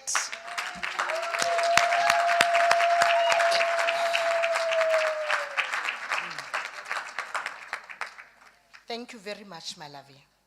So it is done in Northwest, not anywhere else. And they were supposed to have been how many? 9. They were supposed to have been 9, but I have received apologies and very valuable apologies. Otherwise, I would not have acceded to the apologies. Very young, energetic women who are out there to make sure that they make things happen. Thank you very much, my lovey.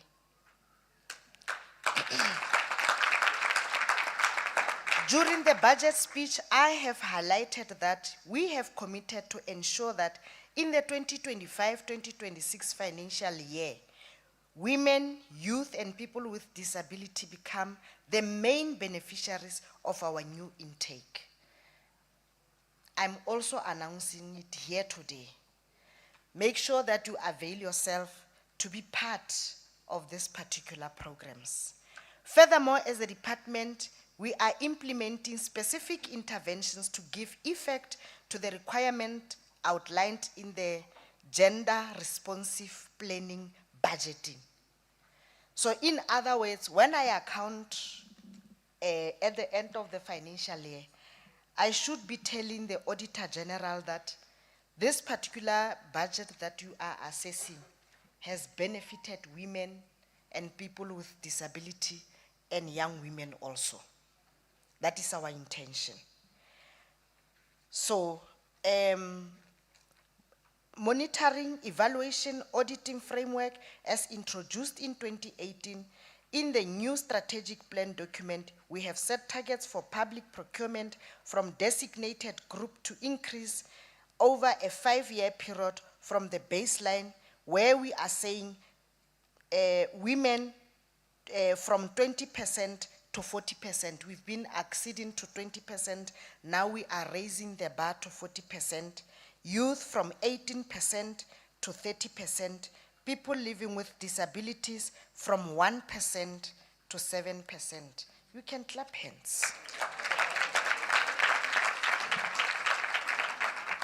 In addition, all public employment programs such as projects and programs implemented under the EPWP umbrella have the following targets.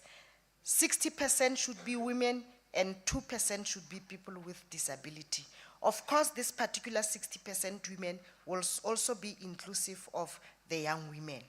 And I want to bring this to the attention of this August House, that EPWP is not an ordinary EPWP as it was known before.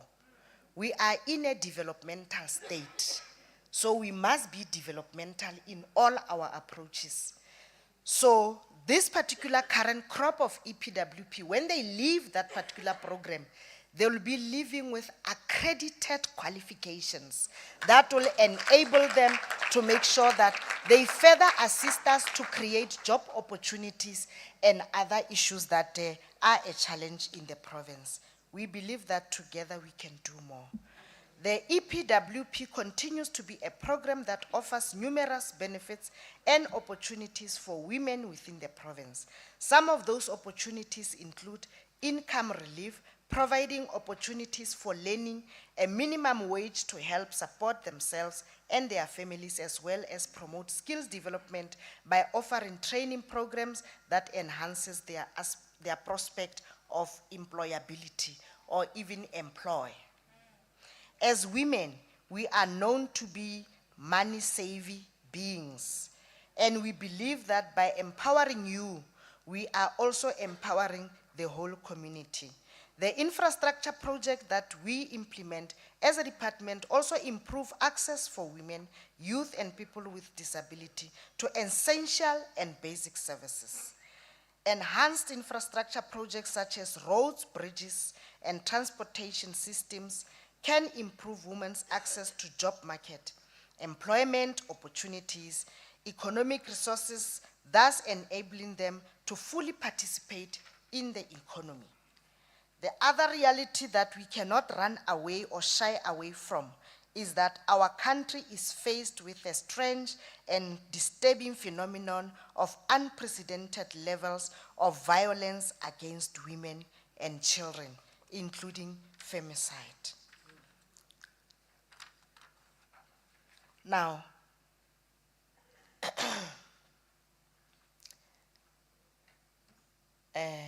when we talk gender-based violence and femicide, I almost become emotional. When I grew up and I was in Motswanyane Primary School, I knew that a boy that I'm sitting next to in class is my brother. And if I am faced with challenges outside of the campus, the person that I run to is that brother of mine. If they beat me up, my uncle or my father, they are the first people that I approach to inform them of my demise. My grandfather used to be the hope, because he's the one who will be grounding the men from my father to my brother to be real men of the future.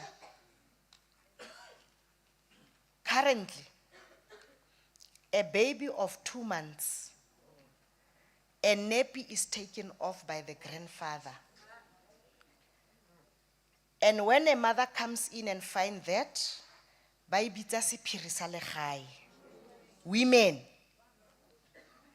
helping men to deal with a child. Today, re na le bo mama baba betshang bashimanyana, what do we call those? Huh? Bo sugar mama, yeah. No, today, this is not a laughing matter. It's an indictment in our society. But until us as women, we rise and we confront this particular challenge together as a collective, I believe that it will be a matter of the past. These young boys are brought up by who? By us. What are we saying to these young men? How are we grooming them? It's high time that we must take the blame as women. We cannot continue to enjoy blaming men for these atrocities that are happening to us. We must stand up. And when a young lady, you are not your cleavage. You are not your thighs. You are more than that. it's high time that we stand up for ourselves. We don't allow exploitation by men in a hope of getting something from them. Because whether we like it or not, we are perpetuating gender-based violence. You will not clap hands because it's not nice. But it's something that must be done in our different corners. By the way, I have a boy and I have a daughter. But they know very well where their mother stands with everything. And I always encourage them, even 12 o'clock midnight, even if I'm not with you, live your life as if I'm next to you. Do things that if the sun should rise now, instantly, you'll not be ashamed. And should I get anything of that sort, they know very well. Gender-based violence and femicide have a significant social and economic consequence and undermines a person's dignity, autonomy, and make them feel powerless and vulnerable. It is therefore necessary that collectively we hold perpetrators accountable and we protect our young girls, recently also our young boys. Let us continue to support initiatives that promote the prevention of GBV and femicide to enhance us to build societies free from all forms of violence. Based on the economic climate that has led to budget cuts in government, this department cannot win this battle of empowering women-owned construction companies alone, but we are committed to contributing towards creating a conducive environment for you. We will continuously strive to ensure beneficiation of women through subcontracting on our roads and building of projects. So, subcontracting, like I said, we are going to be deliberate. Before we give a male contractor, if he is the right person with capacity to do that particular road, to instruct them to take a certain number of women and young women and people living with disability. Because we are very much deliberate in making sure that you also share in the cake. Se ke se kopang mo go lona basadi ke gore lo ska ba lwa ntshwabisa. Because we have given some women, I remember HOD, big contracts, and after receiving the contracts, they ran to men to cede those particular contracts. Yes. Yes. Out of their own accord, without any provocation, you get a contract and we were biased to you because you are a woman, and you go and give it to a man. And tomorrow we'll be coming here and blaming one another.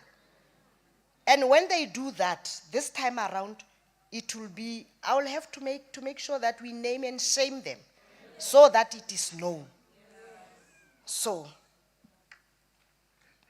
we will further host sessions such as this one where we connect you with the potential funders and mentors who can contribute to the development and growth of young companies. By the way, Renalidi, gazebos outside, these stalls, make sure that you go there, acquire information, make a follow-up. Because those are stalls, we chose them because we know that they are going to help and support you to build the company that you are owning or you aspire to build. The summit has come at the right time for us to hold each other's hands in order to build a province that we can all be proud of. Let us engage by sharing knowledge, experiences, and best practices to address specific challenges, example, funding.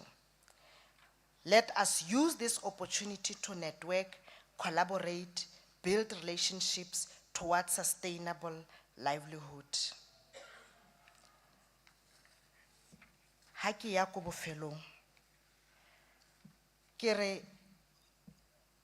that which is not written does not exist. If you want to know what the Department of Public Works has done since the 7th administration, come to our offices, we'll show you. From where we are sitting, we just need the support from women by coming on board, by making sure that when you are given an opportunity, you make sure that you outdo yourselves. You are such beautiful flowers with beautiful aromas. All that is left of you is to realize your worth and make sure that you exploit it. The Department of Public Works, e ka nna ya teiwa dipuo, go te ke department ya corruption. Go te ke department ya eng, ke department ya eng. Now what I know is I'm heading a winning team. Men and women who are committed to make sure that we turn Northwest Province into a construction site. Not only that, but to make sure that we give credible services that will respect a member of the community in the province. I want to tell you now here today, hale complain ka kliniki, hale complain ka skolo, hale complain ka maspala, ke kopa le tswe mo tseleng tsaka.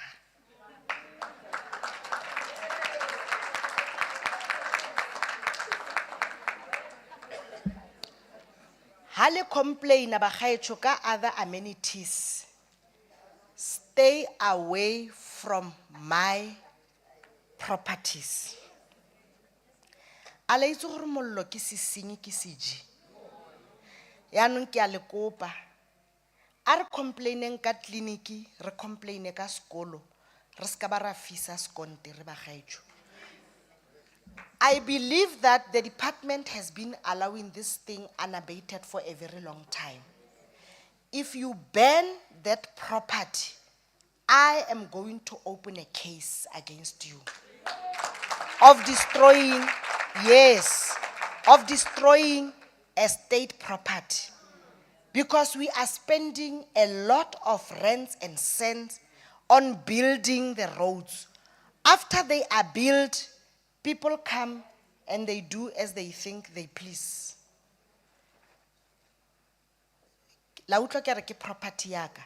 But if it is located in your village, in your location, in your town, it also impacts on the value of your home, which means it is also part of your property.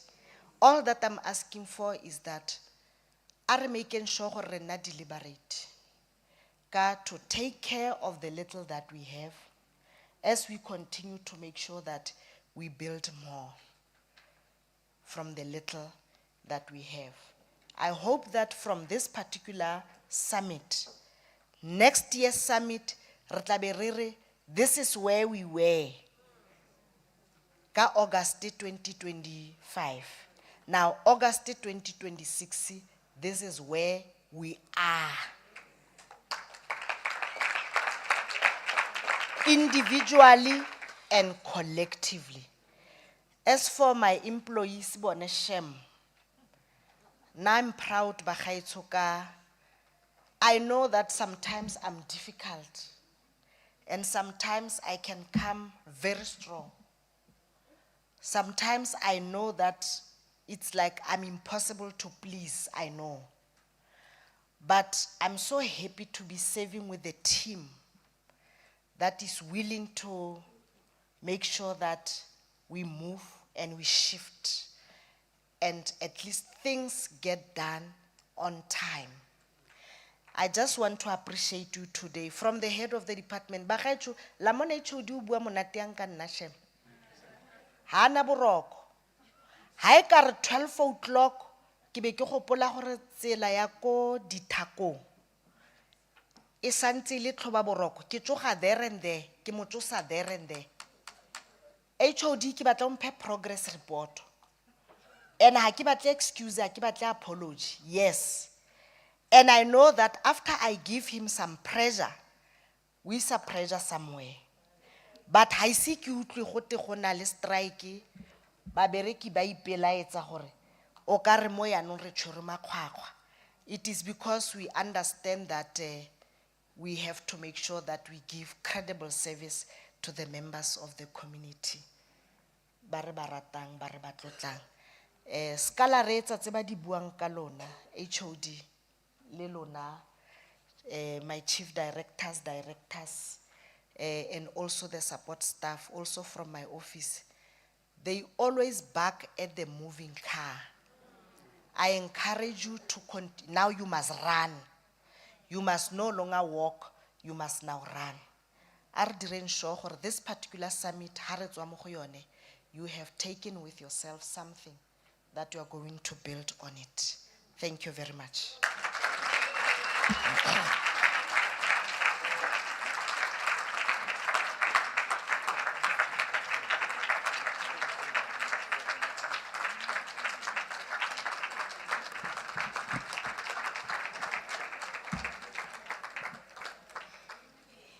Hey, bagaetsho. This is the first speaker that I've not had to maneuver the mic. So you know what it means. Wasinya.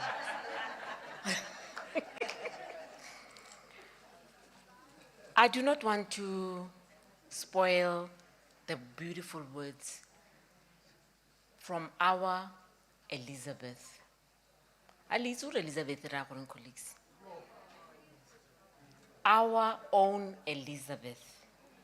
If you go to the Bible, Elizabeth is known for faithfulness, for divine intervention, humility and praise, but Elizabeth is God's promise. So, rona re lesego, and let me tell you, you are going to feel you are also blessed. Limutlo we are not.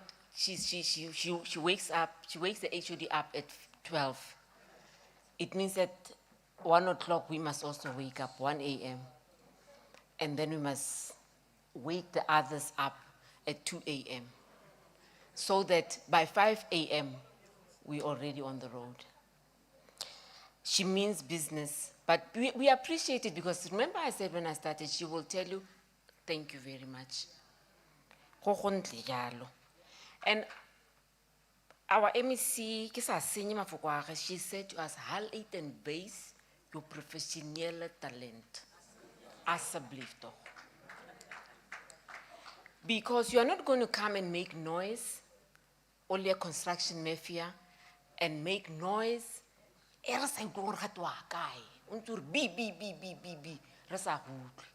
must say to us, we think we can add value this way. This is my MEC and our MEC saying, please, when you make noise, be constructive. Ruaka construction, ruaka being constructive in what you do. Have decorum. Ikokwanye. Oska patlala in your talk. You are enough as women. You don't need a man. You don't need extra this and that. Just collaborate with the right people. You will be able to do what is expected of you. And don't shy away from it. And when in doubt, ask. Are MEC mandize ndingadaniswa? Limutlile. Are kiska baka swabiswa bagaetso. Ke a le kopa bomme. Ke a go le thekga sa ntshwabising. A re tshwarane mabogo. E ra re kopana re program a rona ifo kae, re tsamaya fo kae. And do talk to us. Come to our building, talk to us, let's engage. We're not promising manna from heaven, but we're saying, bring your bit, will bring our bit, we'll be able to work together. Le utlwele dibui borre Dladla have said, we can assist. We've had the commissioners, we've had everyone else pledging commitment to us. Ke sa batle go senya dilo tsa ga dipuo tse dintle tsa ga MEC tsa buileng ka tsona. I now come to the end of my session, and I wish to thank you for accommodating me with my shortcomings, literally and figuratively. Allowing me to steer you, or steer the program, hopefully in the right direction. But I do not leave you alone, colleagues. I leave you in the capable hands of my colleague that I've served with for the longest of time, Mayor Colette Anthony Cheklingo. We've served together for the longest of time. She's Chief Director, Community-Based Program, and also responsible for district operations. Yan o ene wa itshwara shofole. Nna ke bua ka dikgang tse dingwe, but this one, we itshwara ka fa bogaleng thipa. She does hold the shovel and she makes sure that things happen. She will go there and be operational. And I've known her for the longest of time, but she's gonna come after 5 minutes break. But she is Mayor Colette Anthony Cheklingo, my longest serving colleague with me, who's turned into a sister, a friend, and my soundboard. When I'm at my craziest, I do become crazy, I must acknowledge. She's my soundboard. So she's going to help, or she's going to take over the baton from me, and I know she's going to do a fine, super fine job. But we're expected to take 5 minutes break. Those that work with me closely, they know we would have long had after 1 hour a break. They know why we've got to have those movements. It's important. It's very important. And thank you very much. On that note, ke le lebogela gore be le ntitlile gore ke ka le tsamaisa. Ke a lo leboga. Thank you.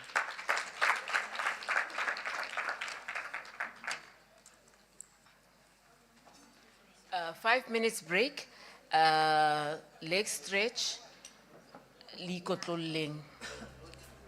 It means now it's 12:15. We should be back by 12:20. Thank you very much.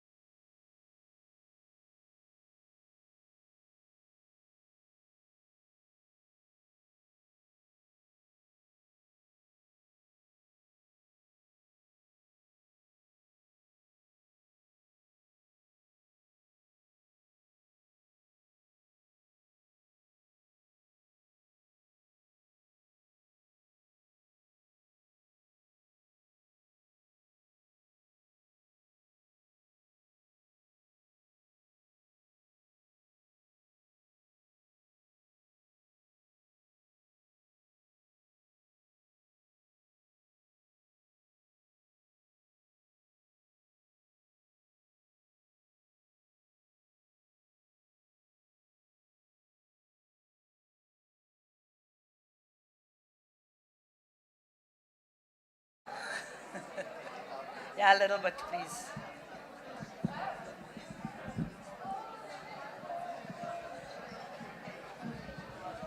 Don't we have something that we can make noise with?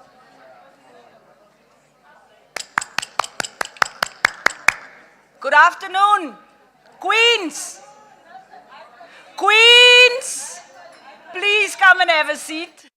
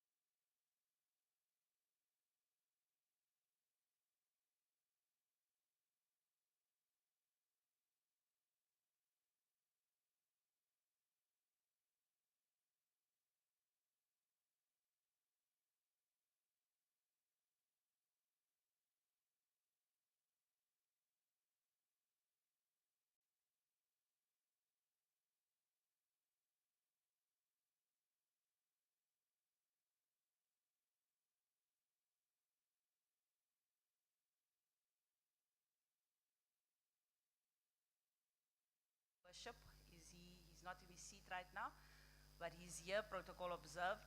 And then we've got a prince. Our prince is our HOD. He's busy talking to the media there. And our commissioner, CEO, CIDB, deputy chair, and the distinguished speakers that are part of my session. Can I kindly invite the speakers, the 7 speakers, to join me on the seats here on the stage? The 7 speakers, that would be Ms. Kumalo from SITA, Ms. Joyce Kotswane from CIDB Province. Then we've got Mr., I hope I'm going to pronounce it right, Ndwandwe. Okay, and then also Mr. Cyril Gabriel from Treasury, Mr. Daki Hautsewe, my homeboy. He's my father from another mother. And Mr. Jeffrey Mokotla. And then lastly, Ms. Sebetlela. Are they in the room? Can they come to the side of the stage, please? Our speakers. We want the audience to see you, because right in front of you, audience, especially the ladies, the VIP guests today, you have a little notepad and a pen. The session we are going to start with now is one for learning. So you're going to need to take these notes, because during lunch, which we will do at 2 o'clock, you are going to network, and you want to ask questions around what you've heard around some of the topics. So please take note of that. If you don't have your notebook anymore, ushers, will you please assist and see where you see a hand, and just assist in the silence as we continue, because I think it's important, and really that is why those books were there, for you to take note of this learning session. My name, as Dr. Mfikwe indicated, is Colette Anthony Choklingo. Like I said, I'm a home girl of the gentleman there. I'm from Vryburg. Don't mind the long surname. I've got many names in the department. I'm Colette, I'm Collie, I'm Chocky, I'm Chok Chok, I'm Chocolates. I'm fine with that. I'm not a very formal kind of person. The theme for today, or for this session in particular, you'll see it on your program. It's from insight to action. Now remember the 7 speakers, what they're going to focus on is really for you to get insight into maybe some of the things that you as female or women contractors sometimes misunderstand. And then you must go and put it into action. As our Honorable MEC indicated to you, we can't spoon feed you. You must come, but you must show us your grit, right? I think the Commissioner and the CEO indicated what's out there. The Deputy Chair gave us the challenges. I'm asking that for this session, let the motto be, let's be progressive. You know the challenge, you live it every day as women, from all angles. But being progressive means you raise your critique of us as a department, of government, whatever, of the men who don't give you an opportunity. And then you come and suggest to us what your ideas are in terms of solutions. That's being progressive. And that is why listening to the next 7 speakers will inspire you. You'll see as I introduce them, each one of them is important. It's the kind of topics that you need to take home with you, because those are the things that will show you, oh, people don't, in the Department of Public Works and Roads, give you a project. You actually apply for it, etc., etc. And these are the steps. So I just wanted to say a little bit about our MEC being a woman. And I'm going to make this comparison, MEC. My mother is 96. She's in a wheelchair. Nothing wrong here. It's just the legs gave in. And she still drives her own car. And she always says to us, you know, you girls are slow. If I was your age when freedom came, I would have been a very successful businesswoman. So I'm saying this because, ladies, it's your time now. And if a man says to you, no, you're too emotional, you don't understand, anger is also an emotion. They're allowed to get angry, you're allowed to cry if you're angry, it's fine. But you must take the opportunities that's out there. So MEC, you remind me a lot of her. Because we're sitting here with an MEC. And I think Dr. Mfikwe indicated it, HOD spoke about it. MEC herself touched on it a little bit. When she just met us, she didn't even really know us as a collective. She might have known individuals among us. And she already said, this is my winning team.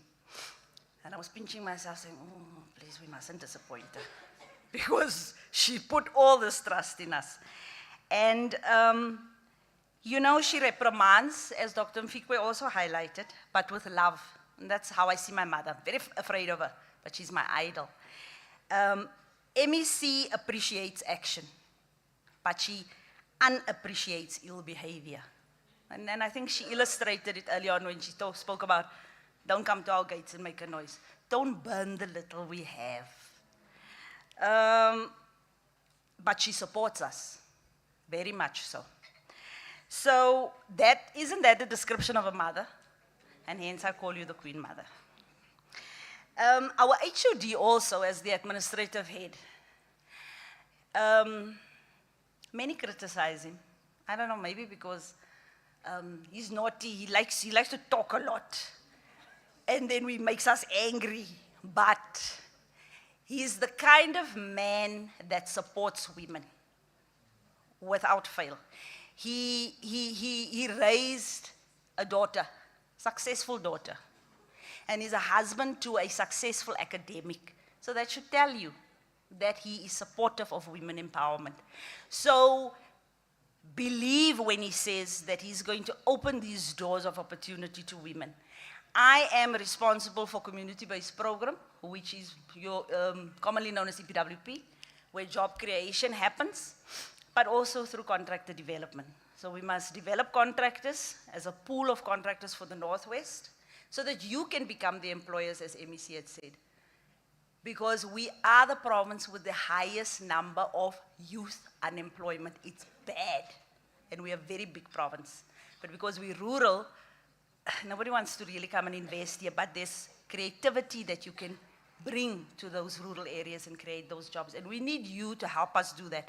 I'm also, as Dr. Mfikwe introduced me, responsible for district coordination. So that's where the maintenance happens. So ladies or queens, you are going to have a double dosage of me, obviously, in terms of contractor development, but also where the projects happen. And let's do it together. So let me not delay this any further. Speakers, unfortunately, you have 10 minutes because we're so behind. 10 minutes is long. No, 10 minutes is long. It's long. So we're going to start with the role of Construction, Education and Training Authority, the CETA, who has been very supportive of us. Thank you for the funding you are giving us this financial year with many of our beneficiaries. It is absolutely, absolutely appreciated because we've been struggling. And I therefore call upon Ms. Kumalo. Are you here? Thank you. I hope it's not too high. Thank you.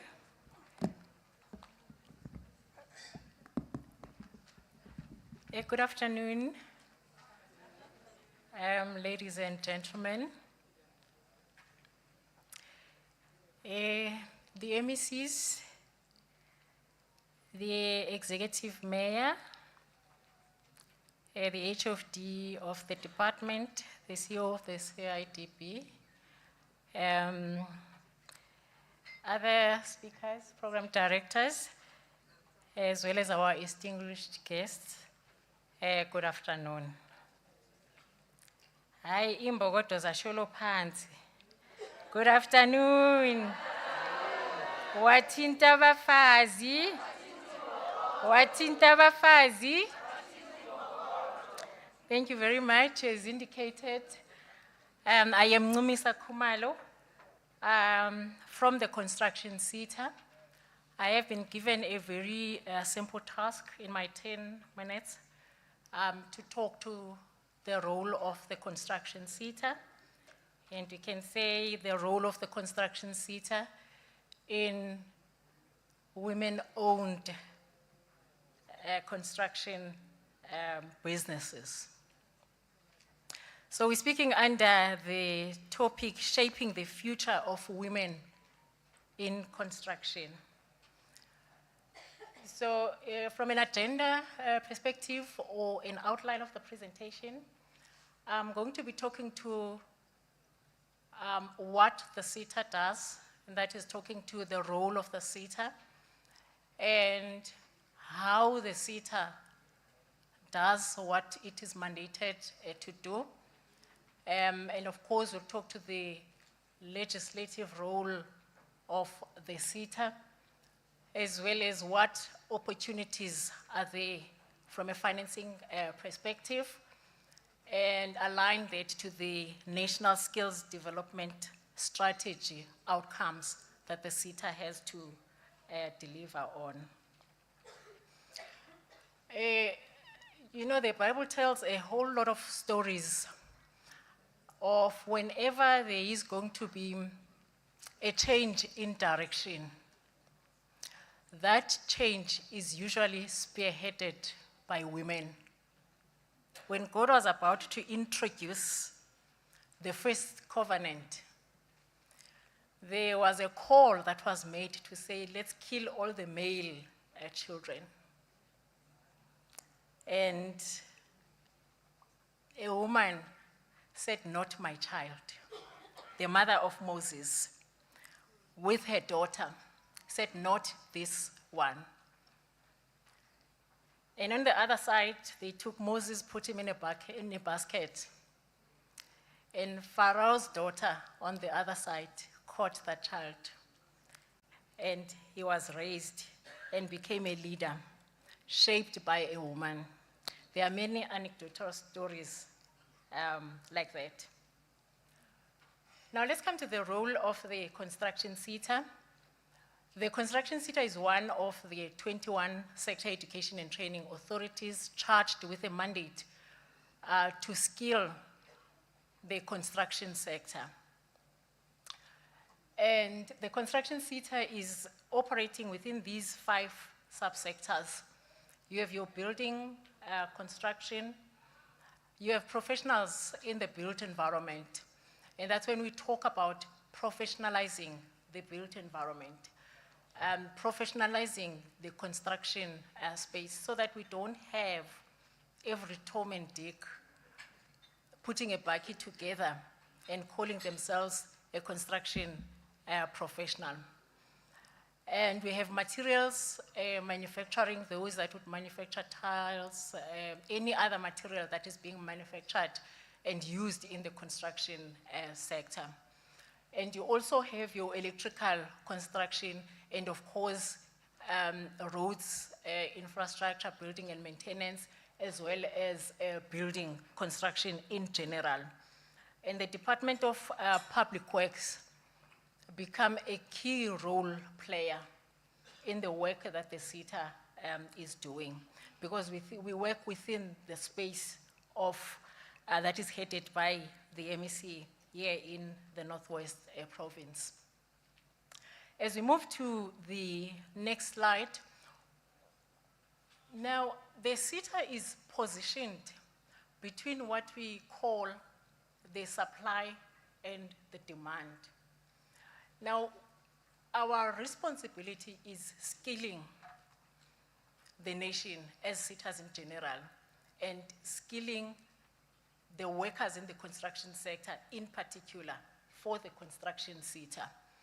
Now, where we are positioned as SETAs, you have the industry that requires skills to be able to grow their businesses and to be able to be competitive and be able to expand and conduct work in South Africa and export that kind of work to other countries as well. Now we call those stakeholders those that demand the skills. As a small business, you know what skills are required that you need to be able to grow your business. So you become our voice or our informant, because you provide us with your skills needs so that we can package our programs such that they respond to what the sector requires. And so you would have your employers in the construction sector, and on the other side, you have the supply side. Now, the supply is talking to everybody within the skills universe that is charged with the responsibility of providing skills. Skills for today, skills for the future. These days, we're talking a 3D, we're talking technologies. What are the skills that the built environment needs to be agile as we go into a future of AI, as we go into a future of robotics? What are those skills that we require?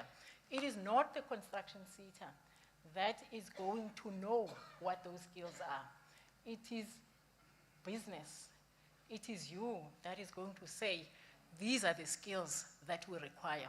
Our responsibility is to ensure that we package skills that respond to the sector.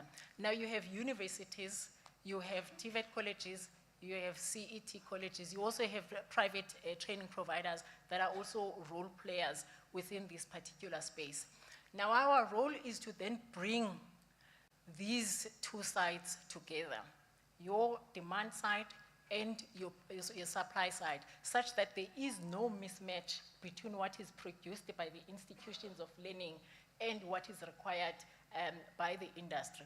And I think it is a serious indictment that in most cases when we conduct our research, what we find is that what is being produced at institutions of higher learning is not responding to what is required by the industry. So we find ourselves with a skills mismatch.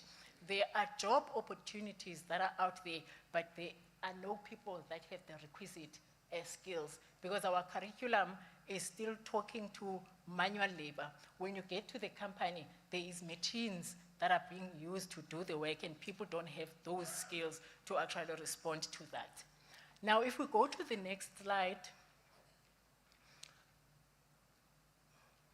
Okay, this one we can quickly pass, but otherwise we just wanted to highlight that we are an entity of government. These are the acts and regulations and policies. We're not operating in space, we are guided.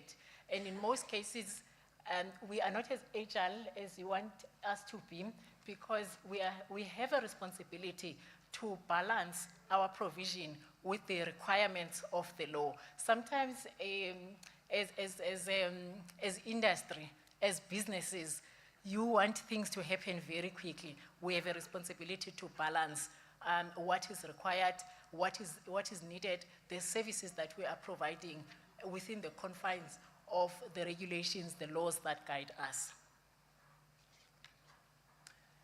Now, so what is it that we do?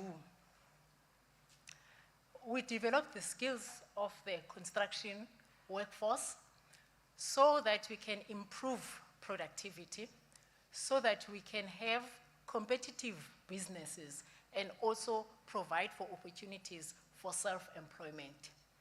Now, we also have a responsibility to encourage employers to turn their workplaces into learning spaces. The MEC spoke about turning Northwest into a construction site. When we hear that, as construction SETA, we say turning the Northwest into a learning site, because the workplaces, the infrastructure development that is taking place in the Northwest, it becomes a learning space for our graduates, for our matriculants, so that they can participate in those programs, for our small businesses, when they participate in those programs, how do we use that construction site also as a learning opportunity that is going to enable you to grow from a lower level within the CIDB to a higher level? How do we combine the skills that we provide with the work that is being done? And also we encourage workers in the construction companies to continue learning. Learning is not a once-off.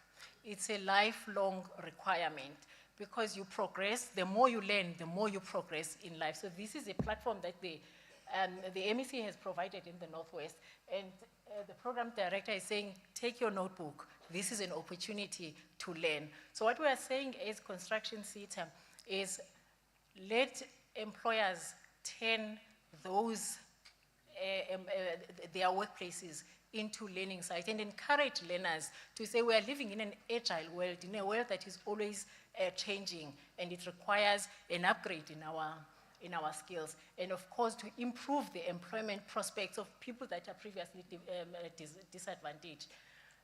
This is our government responding through the Skills Development Act to say here in South Africa, we have a history of previously disadvantaged communities, which is us sitting around these skills. So in our provision, we are always biased towards people living with disabilities.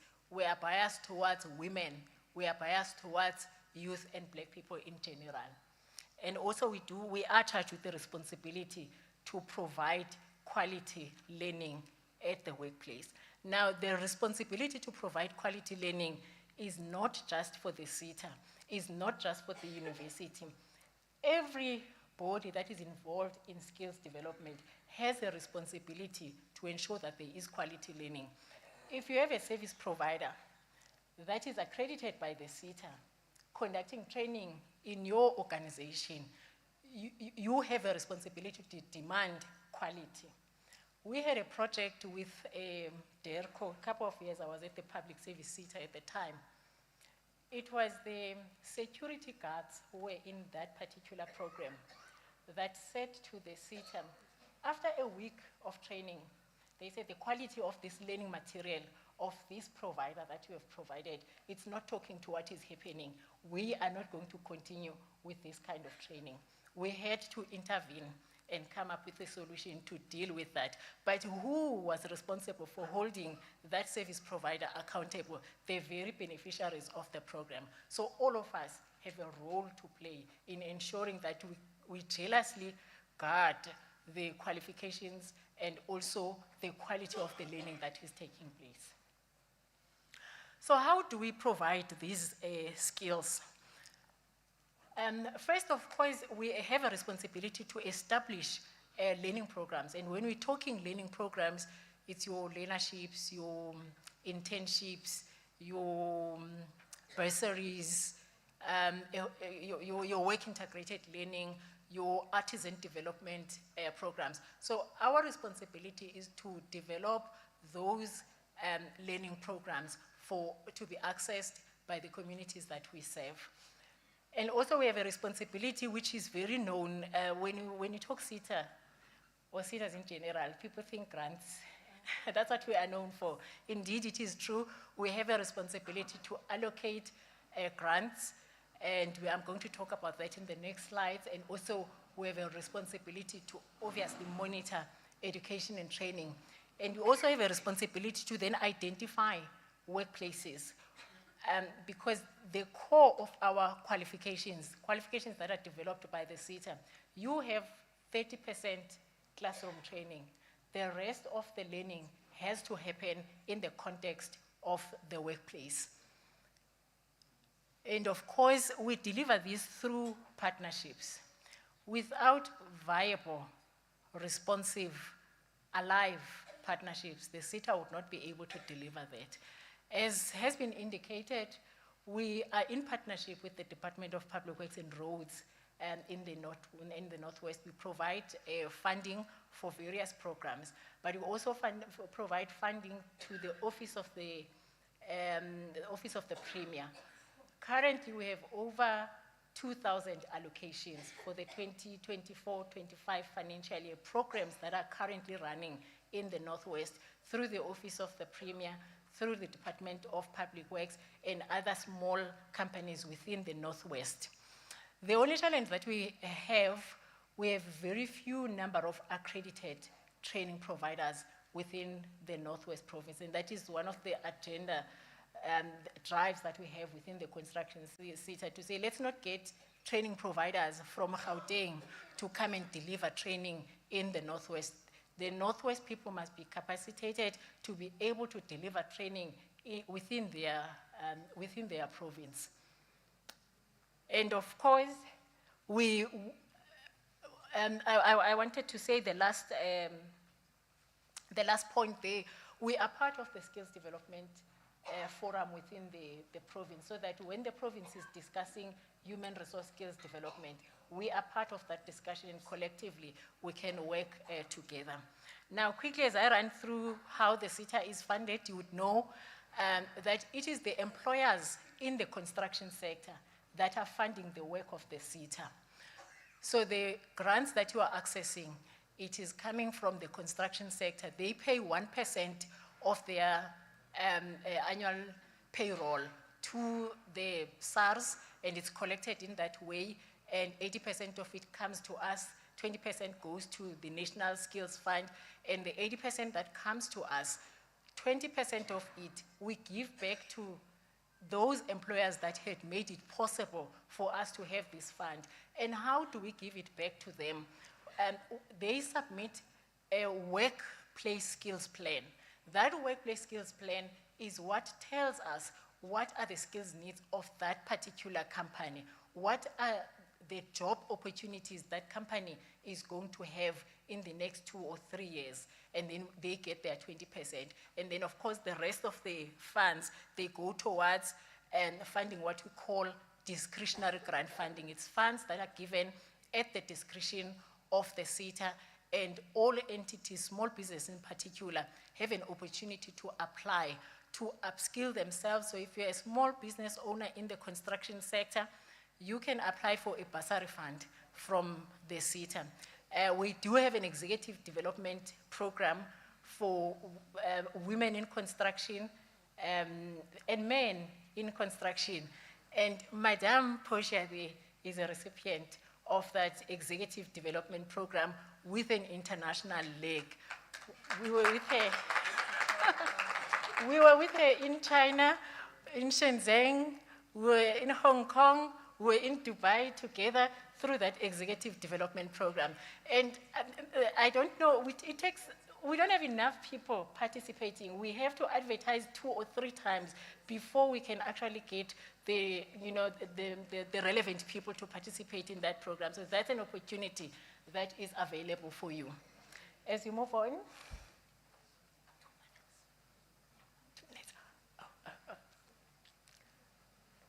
Yes, we've already dealt with that. Let's go to my second last, I suppose.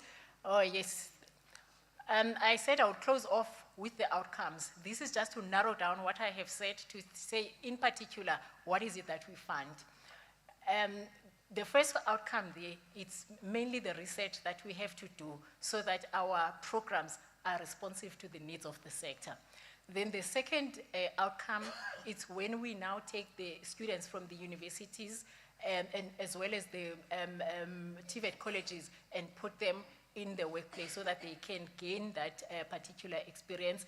And of course, then the other one is talking to funding workers like yourselves who are small businesses. There are opportunities for different programs in the worker funding initiatives or funding for employed people. I said you can access our bursaries, you can access our learnerships, we can access short skills programs, which are programs that are fit for purpose. We identify a particular cohort of unit standards or modules that talk to what you actually need within your business. You may not need the entire qualification, you just need a particular package set of skills, and that we would find as short skills program. And of course, we are funding artisan development. Now, what we have increased mostly in there is funding artisan recognition prior learning, because you may be running your business, but you don't have qualifications, and yet you have experience in whatever field you are in within the construction space. And so we talk bricklayers, we talk welders, we talk painters, carpentry, and whatever. You may have been doing the work as a small business without the qualifications. We are not saying go back and do the entire qualification. Come, let us recognize the experience that you have and then provide you with a qualification. There is funding for that, and a whole lot of that funding is taking place here in the Northwest. And of course, we support the work of the CET colleges, as well as the TVET colleges in particular. But I just wanted to also talk to outcome 6, which is mainly a support of small businesses. Now, we are working with the University of Northwest, and it's a pilot project. The University of the Northwest came to the CETA, and they are saying, we're expanding our campuses. So there's a whole lot of construction that we are planning to do. And our target is emerging contractors, it's small contractors. But what we are finding is that they are at a very low levels of CIDP. They don't meet our requirements, but we don't want to leave them, because our objective is to capacitate them so that they access these opportunities. So CETA come to the party with the funding. So we are piloting that in Northwest. We're going to be doing it for the first time in Northwest. We're going to be learning how to do it better within the Northwest. And of course, we'll work with our partners, CIDP, as well as a department. Okay, I think that is the end of my slide. I think the last one is just to highlight the opportunities that we have. Just the last one. Obviously, I've already indicated that we have an economic reconstruction and recovery program, which is a partnership-based approach with public institutions. Now, on an annual basis, we make a call strictly to public institutions, human settlements, public works, roads, municipalities, to say, here is the funding that we are supporting the initiatives of public institutions. In the kitty that you have planned for skills development, can the CETA top up on that, and let's work together and do something bigger, as opposed to if we're working alone. Currently, we have a project that is coming, the mayor has left. We are partnering with the Mahi Ekeng local municipality to take about 230 youth into different programs. It is about to start. And of course, we have strategic infrastructure projects. Our board left after approving the development of the skills center at Talezo TVET College.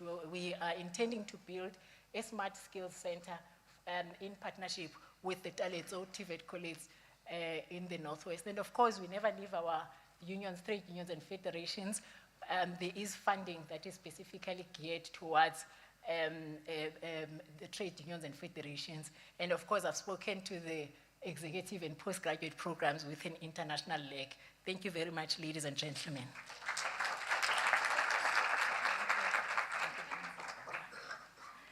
Thank you so much for that, Ms. Kumalo. You see, MEC, I was given the worst task actually, because now I'm enjoying this topic so much because it's about the work. I must also make sure it happens. And I talk a lot like my boss, also like our prince. Him because he's a pastor, me because I think I'm a philosopher. So I must curb myself now. So let's not waste time. Ms. Joyce Kutswane is going to talk to us about Women in Action, a roadmap to advancing gender equity and diversity in construction. She's also from the Commission of Gender Equality. Thank you, ma'am.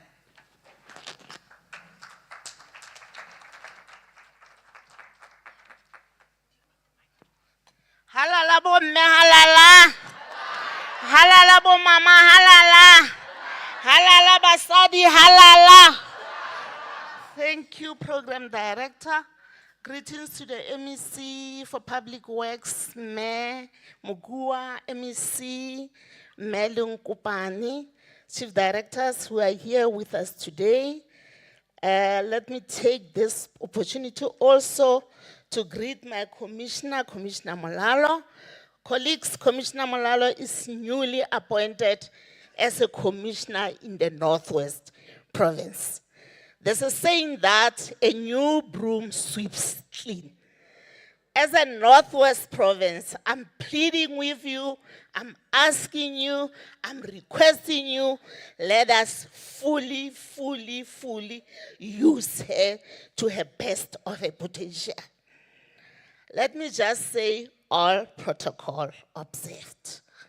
Program Director, you said that I should speak for only 10 minutes. But now my presentation is too short. I'm having about 60 or 80 slides. So I'm asking myself, really, will I be able to do my presentation in 10 minutes? But I'll try my level best. Let me not take it for granted that everyone who is in this room really understand or know what is CGE. The Commission for Gender Equality is an independent statutory body established in terms of Section 187 of the Constitution of South Africa, with other Chapter 9 institutions like South African Human Rights Commission, Public Protector, Auditor General, IEC, and CRL. I'm aware that most of you, they know about IEC, they know about South African Human Rights Commission. CGE also is one of the Chapter 9 institutions. These are our peers. They support what we call constitutional democracy. The CGE is independent, subject only to the law. We must be impartial and perform its function without any fear, favor, or prejudice. Hence, we are able to subpoena even the president of the country. The Commission is mandated to promote respect for gender equality and the protection, development, and attainment of gender equality in the Republic. The powers and functions of the CGE are outlined in the Commission for Gender Equality Act number 39 of 1996. The CGE has the mandate to monitor and evaluate policies and practices of state organs, state agencies, public bodies, and the private sector.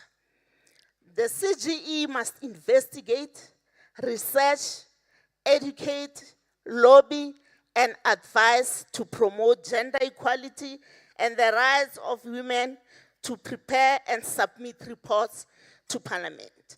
When the CGE is in your midst, you should know that the Parliament is here because we report directly to the Parliament.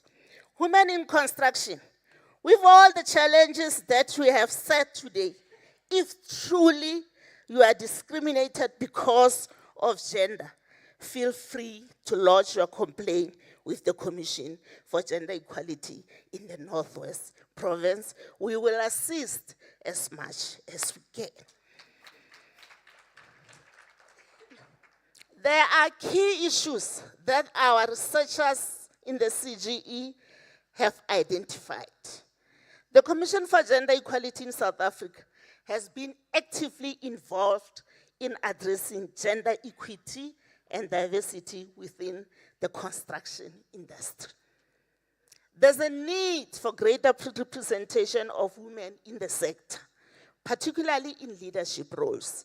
And the CGE have called for stronger enforcement of policies aiming to promote gender equality. The Commission has identified various barriers to women participation, including discrimination, a challenging construction culture, work-life conflict, and the impact of cultural beliefs. Colleagues, we are aware that patriarchy is still prevailing in South Africa even right now. There are key issues that we have identified. The CGE emphasized the need for stronger enforcement of existing laws and policies. We shouldn't have those policies and laws, and we are not implementing them in different departments. The CGE is mandated to monitor and evaluate the policies and practices of both public and private sectors to ensure they promote gender equality, including through its employment equity transformation hearing. The CGE advocates for initiatives that promote diversity and inclusion in the construction industry, such as flexible working arrangement, mentorship programs, and equal opportunities for women. I heard Mama Faleha present hore, they are not mentored, they need to be mentored. There should be equal opportunities for all the women in construction. As CGE, we believe that we should the CGE actively monitors the progress of gender transformation in the construction industry and provides recommendation for improvements. As I've said that, we have already identified barriers to gender equality and advocate for policy changes and interventions to address these changes. I'm still repeating that. Women in construction, feel free to share your frustrations with the CGE. We'll assist whenever we can. The CGE engages with various stakeholders, including government, private sector companies, and industry associations to promote gender equality in the construction industry. We usually have what we call accountability sessions, whereby as women in construction, you are saying that the Northwest government really, they are not assisting. You are able to inform the Commission for Gender Equalities. We are going to call all the stakeholders who are responsible to assist you, to account in front of the Commission for Gender Equality, to tell what is it that they have done, why are they not doing that? So our doors are open from today. I believe that women in South African construction, you start doing what is expected from you so that CGE can assist as much as they can. I've said that we are ready, we are available, and we want to assist the women of this country. To participate in construction as a woman takes great courage, mainly because it is regarded as a male terrain. Women must face many challenges to gain recognition in the construction industry. which makes it difficult to penetrate and persevere in the male-dominated environment. However, women can succeed in construction using their female skills without having to adopt a masculine approach. Se trying go nna bontate le bosentle se bontate, remain the ladies. Although women have made great strides in construction, the glass ceiling is far from completely being shattered. We have to work hard as women. As I've already said, patriarchy, it cannot end tomorrow. What is gender equity? Gender equity means fairness in treatment of both men and women according to their respective needs. For example, allowing girls to go for higher education just like boys. Allowing women to work just like men. You shouldn't be discriminated because you are a woman. So, women in construction, try your level best to do as much as you can. CGE will assist you. Although women account for 41.3% of South African workforce, only 15% are executive managers, and 7% of all are directors. Women appear to be trapped at middle and junior management roles within organizations. Let me say this to Memukua. Memukua in the Northwest Province, we are having about 11 HODs. Out of those 11 HODs, only one of them is a woman. Really, that is not, there's no gender equity in that. There are challenges that women face in construction. Mama Fale have already mentioned them. I don't want to repeat them. Long hours and inflexible schedule pose challenges for women, particularly those with family responsibilities. Unequal pay. Women may be paid less than their male counterparts for performing the same work. What strategies can women use to overcome these challenges? Implement policies and practices that ensure equal pay for equal work, closing the gender gap, the gender pay gap. Support women entrepreneurs. Ensure women have equal access to loans, credit, and other financial services, enabling them to participate fully in the economy. Lastly, what strategies can women use to overcome challenges in construction? Increase women representation in leadership. Promote mentorship and sponsorship. Challenge gender stereotypes in leadership. Those are the things that we have to do in order to be able to say that we are recognized as women in construction. In conclusion, there's the urgent need for women's economic empowerment in the construction sector. By promoting gender equality and providing opportunities for women, we can unlock the sector's full potential and drive meaningful change. In a country like ours, where women are in the majority, failing to achieve gender equality can only mean we are not taking South Africa's development seriously, but excluding and marginalizing half of our population. No single company will be able to eradicate gender discrimination by simply improving access to opportunities. However, it is imperative that leaders take this opportunity to make a tangible impact on the areas they have direct influence over, namely giving all people the same opportunity to contribute, achieve, and thrive at work. Thank you.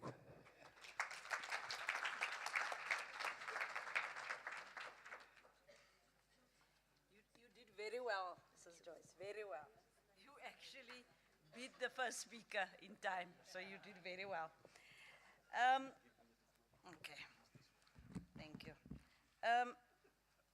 Honorable MEC and distinguished guests, or MECs that are here. You know, our following speakers just reminded me of something. For the longest time, I've been in government for 30 years. It's like Northwest is afraid of technology. We took so long to get used to emails and got rid of the fax machine. It's ridiculous. It's an idea now for women. Start an IT or systems company that connects with construction. Don't just think about construction. There's a whole range of things out there. Do that. Because our next speaker is not here. Because COVID taught us, it did a lot to us, but it taught us you can actually virtually present. So our next speaker, Mr. Ndwandwe, is from the G20, he's a project leader, and is going to speak to you, all of us, on positioning women to a wide range of opportunities available in the construction and business environment. Hook us up, please, IT. Thank you.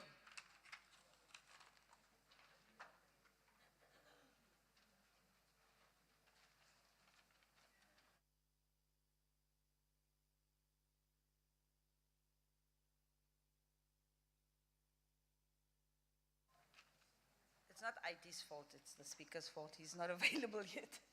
So maybe we should then go to the next speaker, and I hope you are ready. This is a very important topic, the next one. Women, queens, if you want to understand how you get projects in government, like I often say to my teams, this is not a tuck shop, it's government. You might think, because you are told out there that we are corrupt and we sign contracts in our offices, does not happen like that. It's highly, highly regulated. So the next speaker is from Treasury and is going to explain to you how you get your foot in the door if it's not already in. Thank you, Mr. Cyril Henry.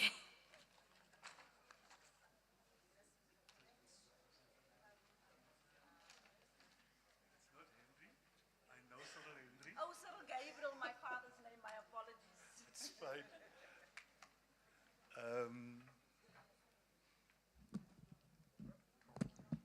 Thank you, Program Director. She called me Mr. Cyril Henry.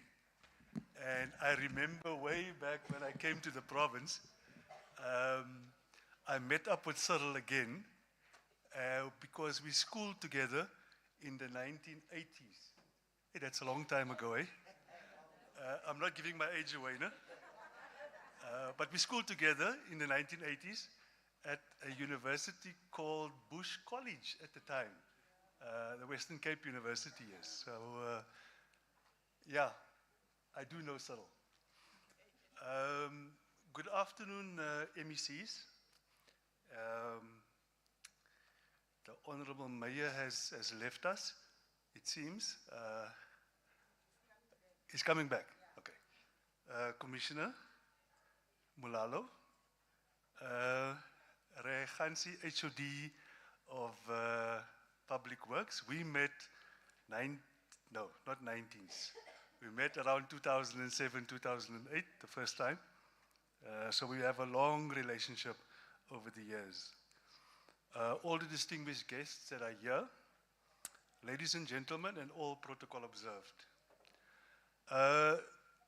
My topic is, I found it a bit difficult in the context of the summit itself, especially in terms of the construction sector that we are speaking to.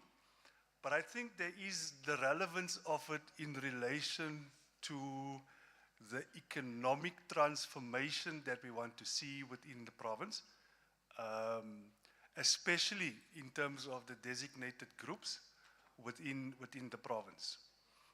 And as the program director correctly indicated, from our perspective, especially when it comes to procurement, we are very much regulated.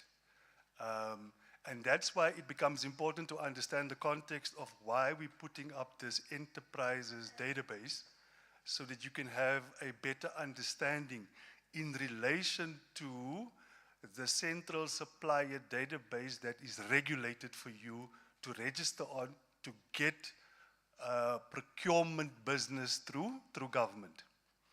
So let's go to the, oh yeah, just a little bit about myself. My name is Cyril Gabriel. I've been in the province for quite some time, as I indicated, since 2007. Currently, I am the Director for Financial Systems within Provincial Treasury. So I look after BAS, Walker, and your Persal. And we also do additional financial systems. In this case, the MEC requested the establishment of this particular database. So we constructed the database itself. There is another component that we work closely together with, and that is the Provincial Supply Chain Management Unit, which is a key component when we talk about this enterprises database.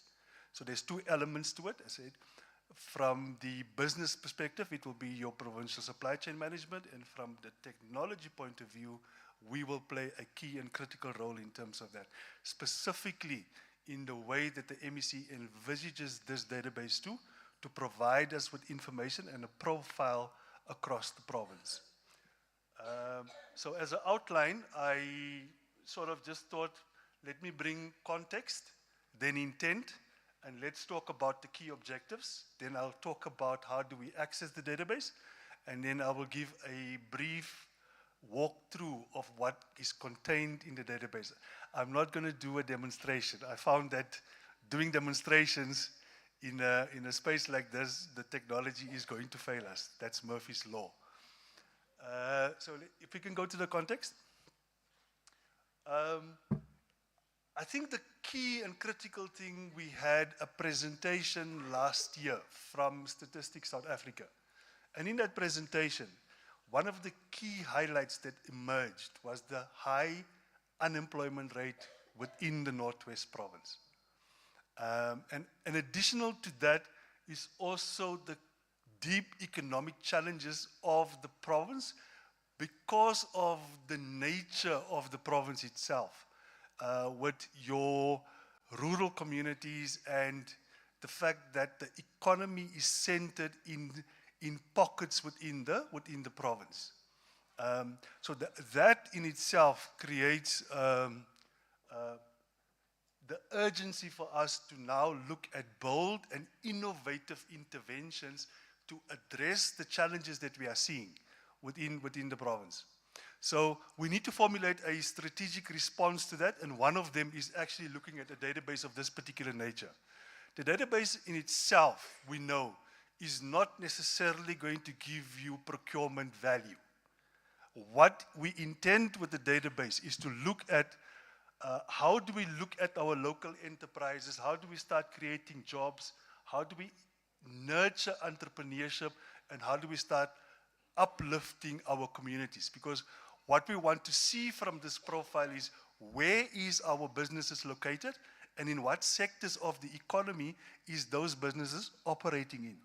And hence, probably in a stronger relationship between Treasury and the Economic Development Department to foster a collaboration in terms of how do we take the budget that is provided to the province and then start looking at how do we direct that budget within the province. Because when you start looking at this expenditure, you'll find that a huge amount of that money is actually flowing out of the province.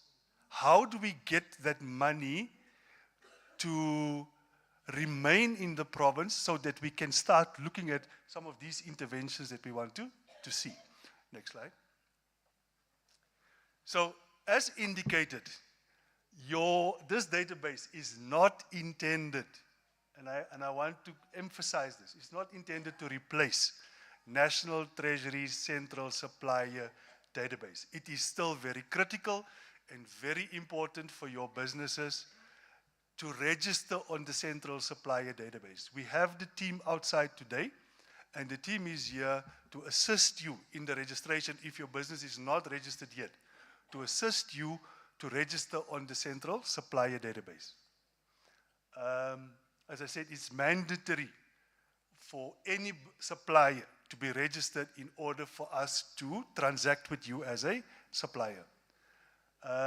So our database here is seeking to complement what is in CSD, because already we have analyzed the information in CSD, so we can actually see the businesses within the Northwest Province. Last year we had a scenario where over 90,000 companies were registered on CSD, but the active suppliers or companies is actually around 60,000 businesses only. And then when you start looking at the sectors that they're operating in, then you'll find that they are companies that are sitting below the threshold of 2 million per annum. It actually goes even less than that when you start doing a proper analysis of it. So the largest chunk of your businesses sits in that lower end of doing business with government. Now, when you start talking about how do you start changing the landscape of the province, you need to start moving your businesses into the segment that sits between the 2 million and the 50 million turnover per annum. And that in itself will start creating more jobs, etc., and it will start to change the context of the province. So that is why it is important, this profiling exercise that we're busy with, so that we can start looking at that industrialization effect that we want to bring within the province. And where are the critical areas of the economic sectors that we can start investing in. Construction is one of them, obviously, because construction build, it brings assets to the province and that everyone can benefit from those assets. The mayor was quite right. I was pleasantly surprised with the efforts that are now going in terms of the roads infrastructure within Mafikeng. Brilliant, because that is infrastructure that creates a conducive environment for suppliers to invest in a town like Mahikeng. Thank you so much for the initiatives that has been going in that particular area. And we hope it continues throughout the different suburbs within Mahikeng. Next slide. Yeah, so coming to the intent, let me make the intent very clear. I've been emphasizing it already in terms of what I've been saying, but just as part of the actual presentation slide, we are putting the centralized electronic platform there to capture the diversity of the economic profile of the Northwest Province. That's key, and that's the critical part of it. And the intent here is to look at the Northwest businesses and their footprint within the province. Specifically, looking at those that are active and inactive, those that are not registered on CSD, if they need to be onboarded onto CSD, that we are able to reach out now to those businesses and say, come, let's take your hand through our Provincial Supply Chain Management Unit and get you registered on CSD. Importantly also is to look at the formal and informal as well as urban and rural businesses that we have, so that we can have a clear understanding of where is our businesses located and the sectors that those businesses are operating in. Obviously, mapping here is going to be very important, and hopefully at some point through our MEC, we would want to put a report back into your XTEC and your EXCO to give the patterns of where these businesses are located and the nature of those businesses within the province. So there's a few key transformative objectives that I just briefly want to touch on as part of the intent with this database. Next slide. So the first part, sorry for the upside down. Sometimes it's good to do that so that the end user that's listening to the presentation doesn't just sit, they also turn their head. So the first part of this is to say it's a comprehensive supplier profiling that we want to see, all right? And a few key things here is to map the ownership patterns, look at the areas of specialization, and then have a granular understanding of the province's economic landscape, all right? And again, I want to emphasize that collaboration will be important, not only Treasury driving this, but in collaboration with all the other departments in the province as well. It becomes important that we work together. The next one. Closing the gap in supplier registration. Importantly here, you have many businesses within the province, and what we want to see is that those businesses are registered on your central supplier database. So that we become very targeted in our approach from a provincial supply chain management context, right? We are targeted to those businesses because they are registered, we have visibility of them on the database itself, and we can then reach out to them as part of our outreach program. But as we visit the different districts within the province, we can already say to them, we're going to be in Vryburg on this day. We know you are in Vryburg. Please come and see us. This is where we're going to be. This is the information that you must bring along so that we can get you registered onto the central supplier database. Go to the next one. So we're also looking at strengthening our supply chain management, and it's touching on the the second objective. So what we want to do is we want to ensure compliance in terms of our procurement prescripts, enhancing transparency and collaboration, especially when it comes to the vetting of your suppliers. And obviously, we want to ensure integrity and accountability in terms of public procurement. And then the last one, I think the last one is a key one that we want to see within the province. It is driving economic transformation within the province. And it's something that we have spoken about for quite some time now. With many of the policy statements and positions we had over the years, I know recently we have finalized on the Provincial Growth and Development Strategy. This would then add value to that growth and development strategy, especially when your information is available and that we have a public that is responding to this particular call to register, but not to see the registration as part of we are bringing procurement to you now as a business, but rather that we work together, collaborate with you, get the profile, make sure you're registered through the correct channels as part of the legal prescripts, and that whenever there is a need from a government department, whether it is through construction or whether it is through a particular service or some goods, that you, as a business within the province, that you do have access to that engagement then with government. Okay, next one. So I'm almost to the end of the presentation. So here I'm just looking at how do we access the database. There are two channels that we are using. The first channel is using the NWPG website, nwpg.gov.za. There's a link to Provincial Treasury, and that will take you then to the Treasury webpage. And on that webpage, there's a link that will take you to the database itself. But we've also created a nice short clip, video clip, that will show you how to use or how to register yourself onto the database itself. We also established a NWPT or Provincial Treasury WhatsApp community channel.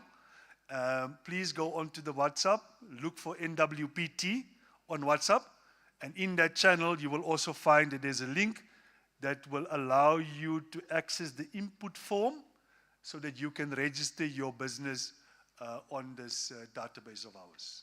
Okay. Just a brief walk through what the database is looking at. The database is looking at some personal information. It's not a lot of fields that you need to fill in. It looks at your location. Again, not a lot of information to fill in. We're just interested in your municipality and your physical address as to where you are.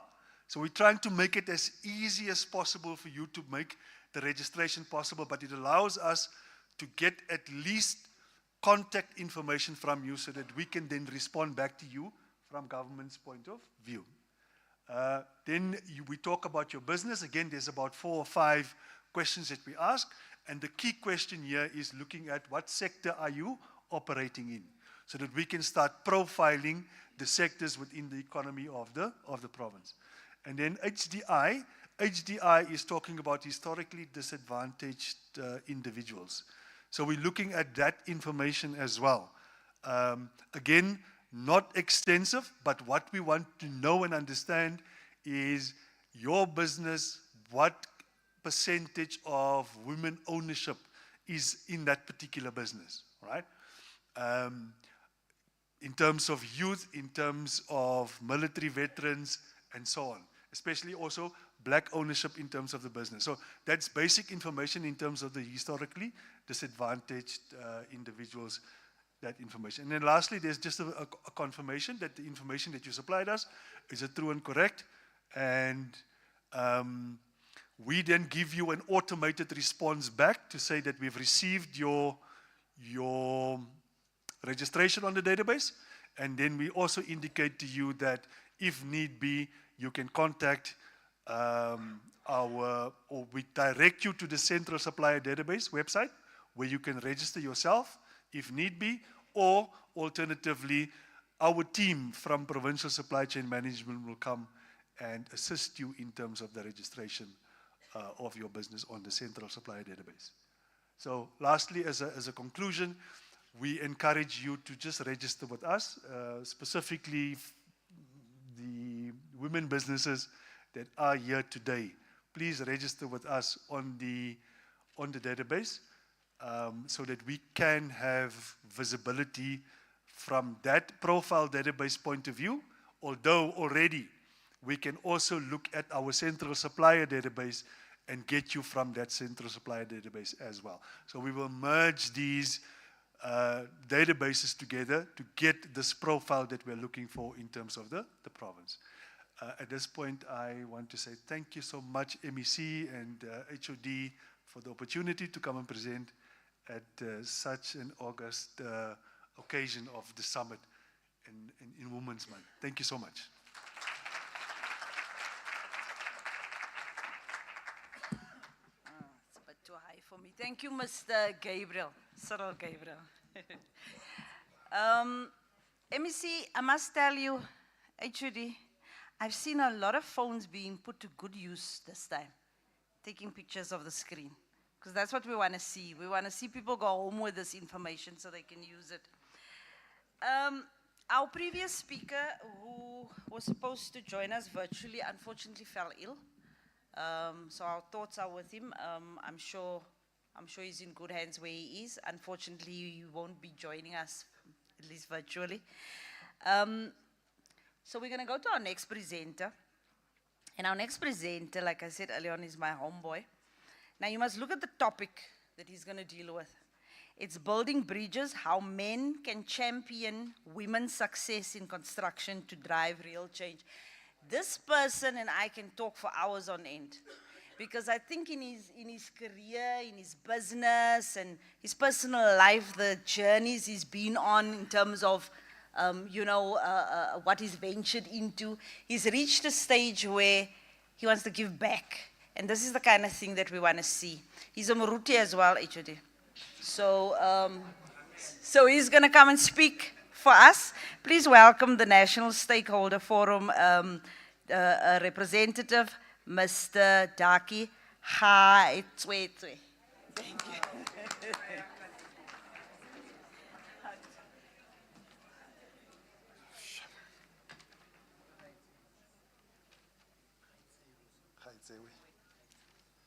Ke kopa go dumedisa ke leboge boleng teng jwa bomme ba rona ba di MEC Malenkopane le Mamokua, ke be ke leboge boleng teng jwa HOD ya rona Moruti Rekhansi, ke be ke leboge le di CEO tse pedi tse ke di bone mo ntlong, CEO Dladla le Xoli. Ke be ke lemoge boleng teng jwa bomme botlhe mo ntlong yana, ke le dumedisa lotlhe mo leina la Kriste Jesu, amen. Nna ke tla extenda go tlhela go godimo thata ke sho ke no bofela. I'm a little bit disappointed because when I got an invitation to come and make a presentation today, I only expected women, so I thought I was only going to be the male person in the house.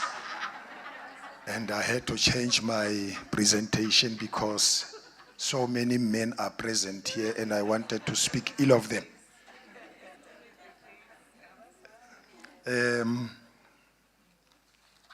Mine is not a very difficult task.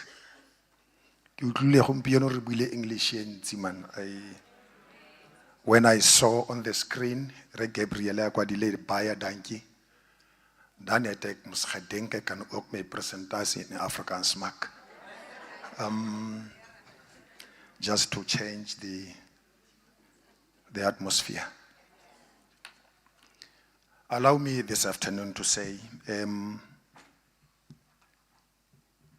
there is a saying in English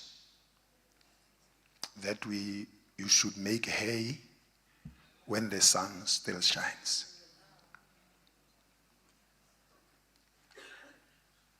What we can do for women as men in construction is to advise them not to trade where we made mistakes. As women in construction, I want you also to know that you are not all contractors, but you are pursuing a career in construction. Many of you are coming from different fields. I think you are unlike me. When I saw guys making money into construction, I deviated. I left what I went to school for and ran after tenders, only to realize the mistake that I made. That is why I am today going to ask you to define who you want to be in this business. Women, arise and shine, for your light has come. Make use of this opportunity. Define who you want to be in construction. Define yourself either as a tenderpreneur or as an entrepreneur. Because there's a distinction between the two. There's a difference between the two. I have decided to be an entrepreneur because I could sense and see the shortcomings of becoming a tenderpreneur. Because as a tenderpreneur, I had to depend on the government to issue out and make out tenders. And only then can I have the opportunity to tender. Tendering is another exercise where you do not have a guarantee that you are going to have the project. Now, that makes us to be very despondent when we don't get the tenders that we so fought for. My advice to you, ladies, in making a change or transforming the economy of our province, my advice to you is strike it while still hot. By doing what? Number one, equip yourself. Equip yourself to be empowered. You cannot be empowered when you are not equipped yourself. Because equipment means to put yourself at a level of compliance, to put yourself at a level of acceptance, to put yourself at a level of competition, and good competition for that matter. Skara ya ko bosang koma ha re batla di policy, ha re batla di project. Sankoma ba go khatsa ba ro ta ikreya. Build your profile. Build your profile. Expose yourself to training. Expose yourself to compliance. We are living in a time, we are in another dispensation We are not like the Stone Age where we come from. I think I'm the only one who does not have a slide. When the young man said, "Where is my laptop?" I just shrugged. I said, "Hey, I was born before technology."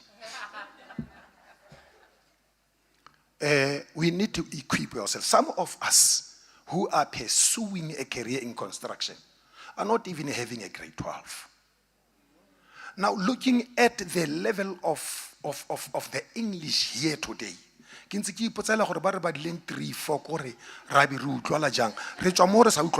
but still we have to compete. We have got people here with PhDs who are in construction. If we can follow the example of that young woman over there, Portia. Because we must admit and accept that we need to have a mind shift when it comes to this world of construction. It was called the world of men. Now there is transparency. There is money. Women can handle money even better. But there are fundamentals. There are stages where to start. You cannot be successful before you crawled in construction. If you want to be successful in construction, submit yourself. Have wisdom. Be learned. Be coached. Allow yourself to be monitored. Allow yourself to be mentored. We have got men who have got more than 30 years in construction. They run with experience. The experience that you need as a grade 1, grade 2, and grade 3 lies with that man there. My plea as I was preparing, I just told myself, I wish men and women or male and female people in construction can collaborate, can work together, because we need each other. There are fields where we need male people in construction. There are fields where we need you. I can still remember I built a clinic in 2015 in Dry Hearts. I'm proud to say this. I built that clinic. It was a renovation. I did it in 2015. I had 15 EPW beneficiaries under me. At the end of the project, I was left with 3. I went to an extent of taking my wife, she's right in front of me. I went to an extent of taking my wife when we were doing the final cleaning. I have got photos to that effect. I was left with 3 women. And I finalized the project, the cleaning and everything with those women. So I have a very high regard for women, and I know they can make it if they are positioned right.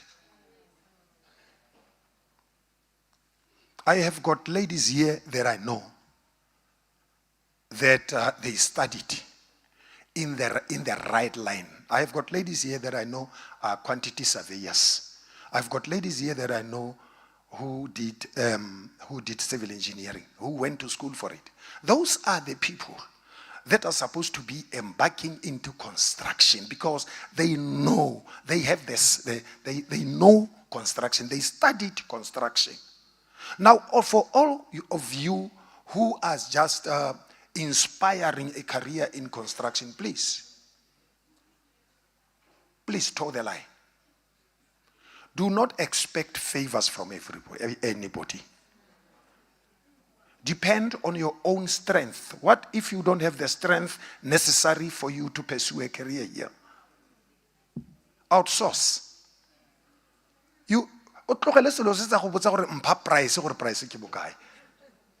And this issue of the department or the government taking the lowest bidder, I think has come to an end. Because you would have been given a price, not even verifying if the rates are okay or what. The project is 25 million. Just because you are given a price of 17 million, you fall to the price. You even go lower than 17 million. You go to 16.5. Where are you going to get the difference between 16.5 and 25 million? Where are you going to get the difference? It is because we don't know. It is because we don't know. Project, there is what we call construction costs. Now, if you don't have the knowledge, or even calculating your profits, not knowing how much is my profit, that is why I want to advise you women, do it right the first time.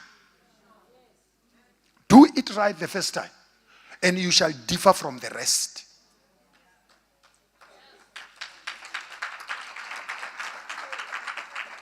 I'm late for 7 minutes.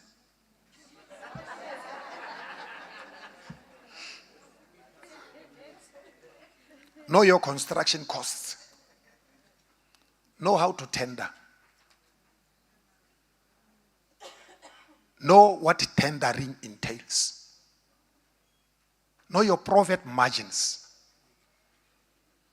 There are times where you'll make profit.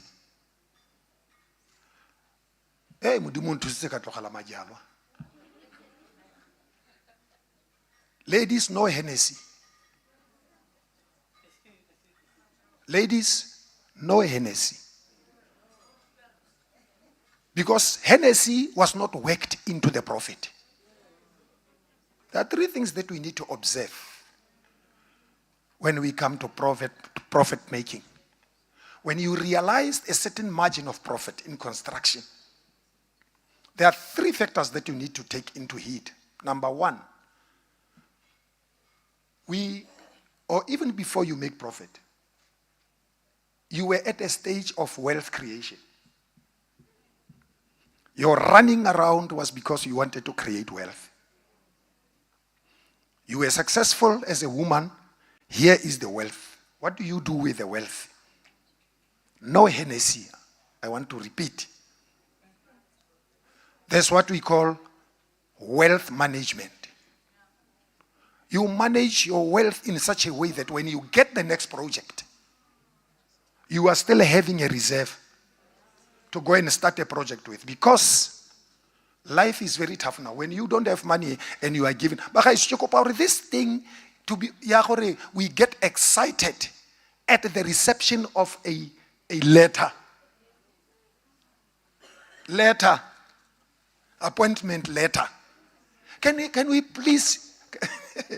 We get so excited. To you, or to us, me, bangwe. This has been our trump card. When you get an appointment letter, you can even buy a Mercedes Benz through it. So let us refrain from getting excited. Management of wealth. When you get money, manage it well. The third one is preservation. Preservation thereof. Meaning, put aside something for rainy days. When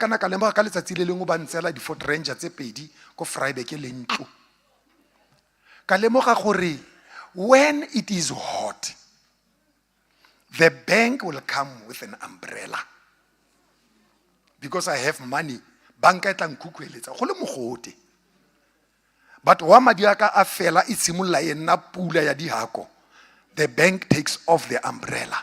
Se tla go rothotha sehako because you could not preserve. You could not preserve. I don't want to be long. You see,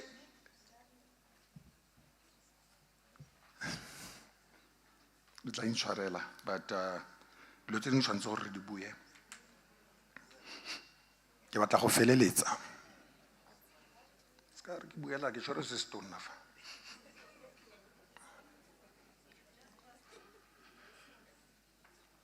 Can we, you know what?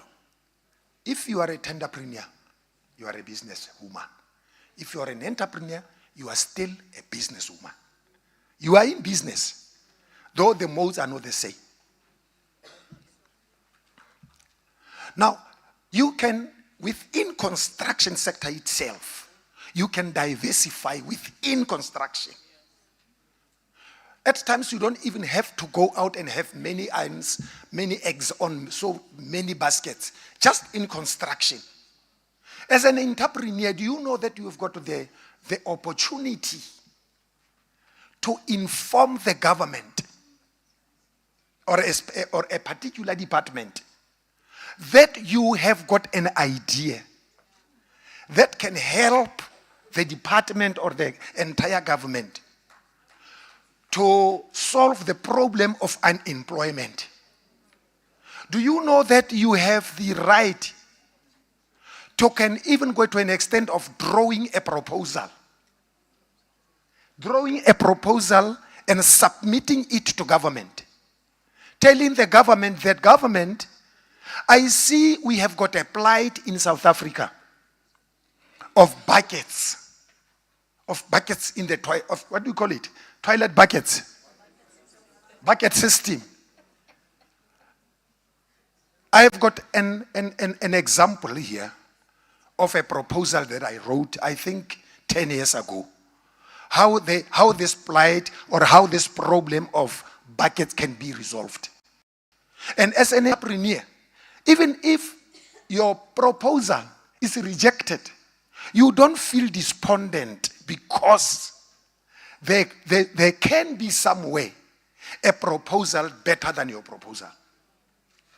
So, in conclusion, if women want to make it in construction, stop being hunters. Stop hunting. Work smart. O mosadi, ga ke batla mosadi o rolang di-pumps. No, ke batle. I want you as women to walk tall, but you cannot walk tall or really di-pumps.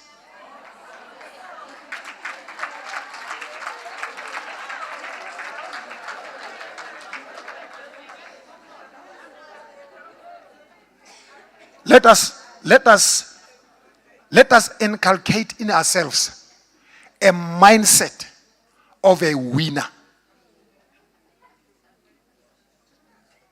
Ga mosadi wa me a kry-a mmereko wa grade 1, ke tsamaya le ene ke makere mogasa ke dula a le o shebelele, ka gore ke batla gore a ke tsamaya le mmamoruti a ipentile maoto ko dinaleng go bo go sena dikgoto mo, because mogasa ke o rola botsheke le kanang le aka. I'm not saying women should not go to side, but I'm saying women need to work smart. You can work from the office and refrain from having offices in the car. Establish an office at home. Work from home. Appoint a tax person, a tax consultant. He will do work for you. Appoint a construction manager as you grow, so that whatever you do should not come back to you. In conclusion, I'm concluding once.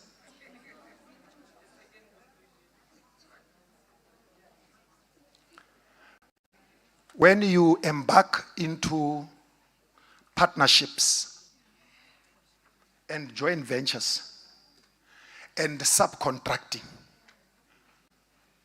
understand the legalities of such contracts.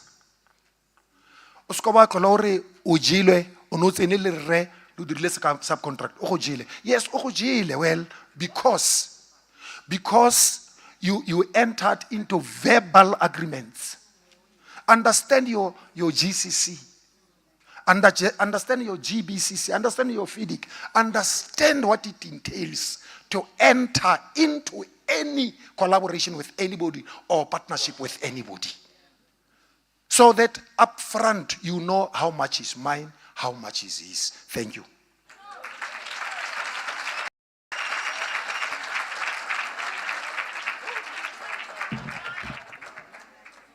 Thank you so much. Ntate Gautsewe, you heard me giving you a new name earlier on and you didn't say nothing.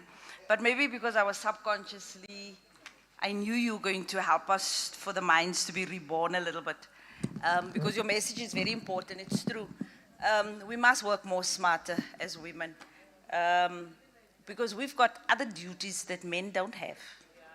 Morning and night. When they sit with the newspaper and watch the news, you are busy after being busy the whole day. And tomorrow morning you are busy before you start that busy day. I told my boss previously, he doesn't even have hair to brush. I have hair to brush. We cannot have the same time. So think about that, like he says. Make your life easier. Work smarter.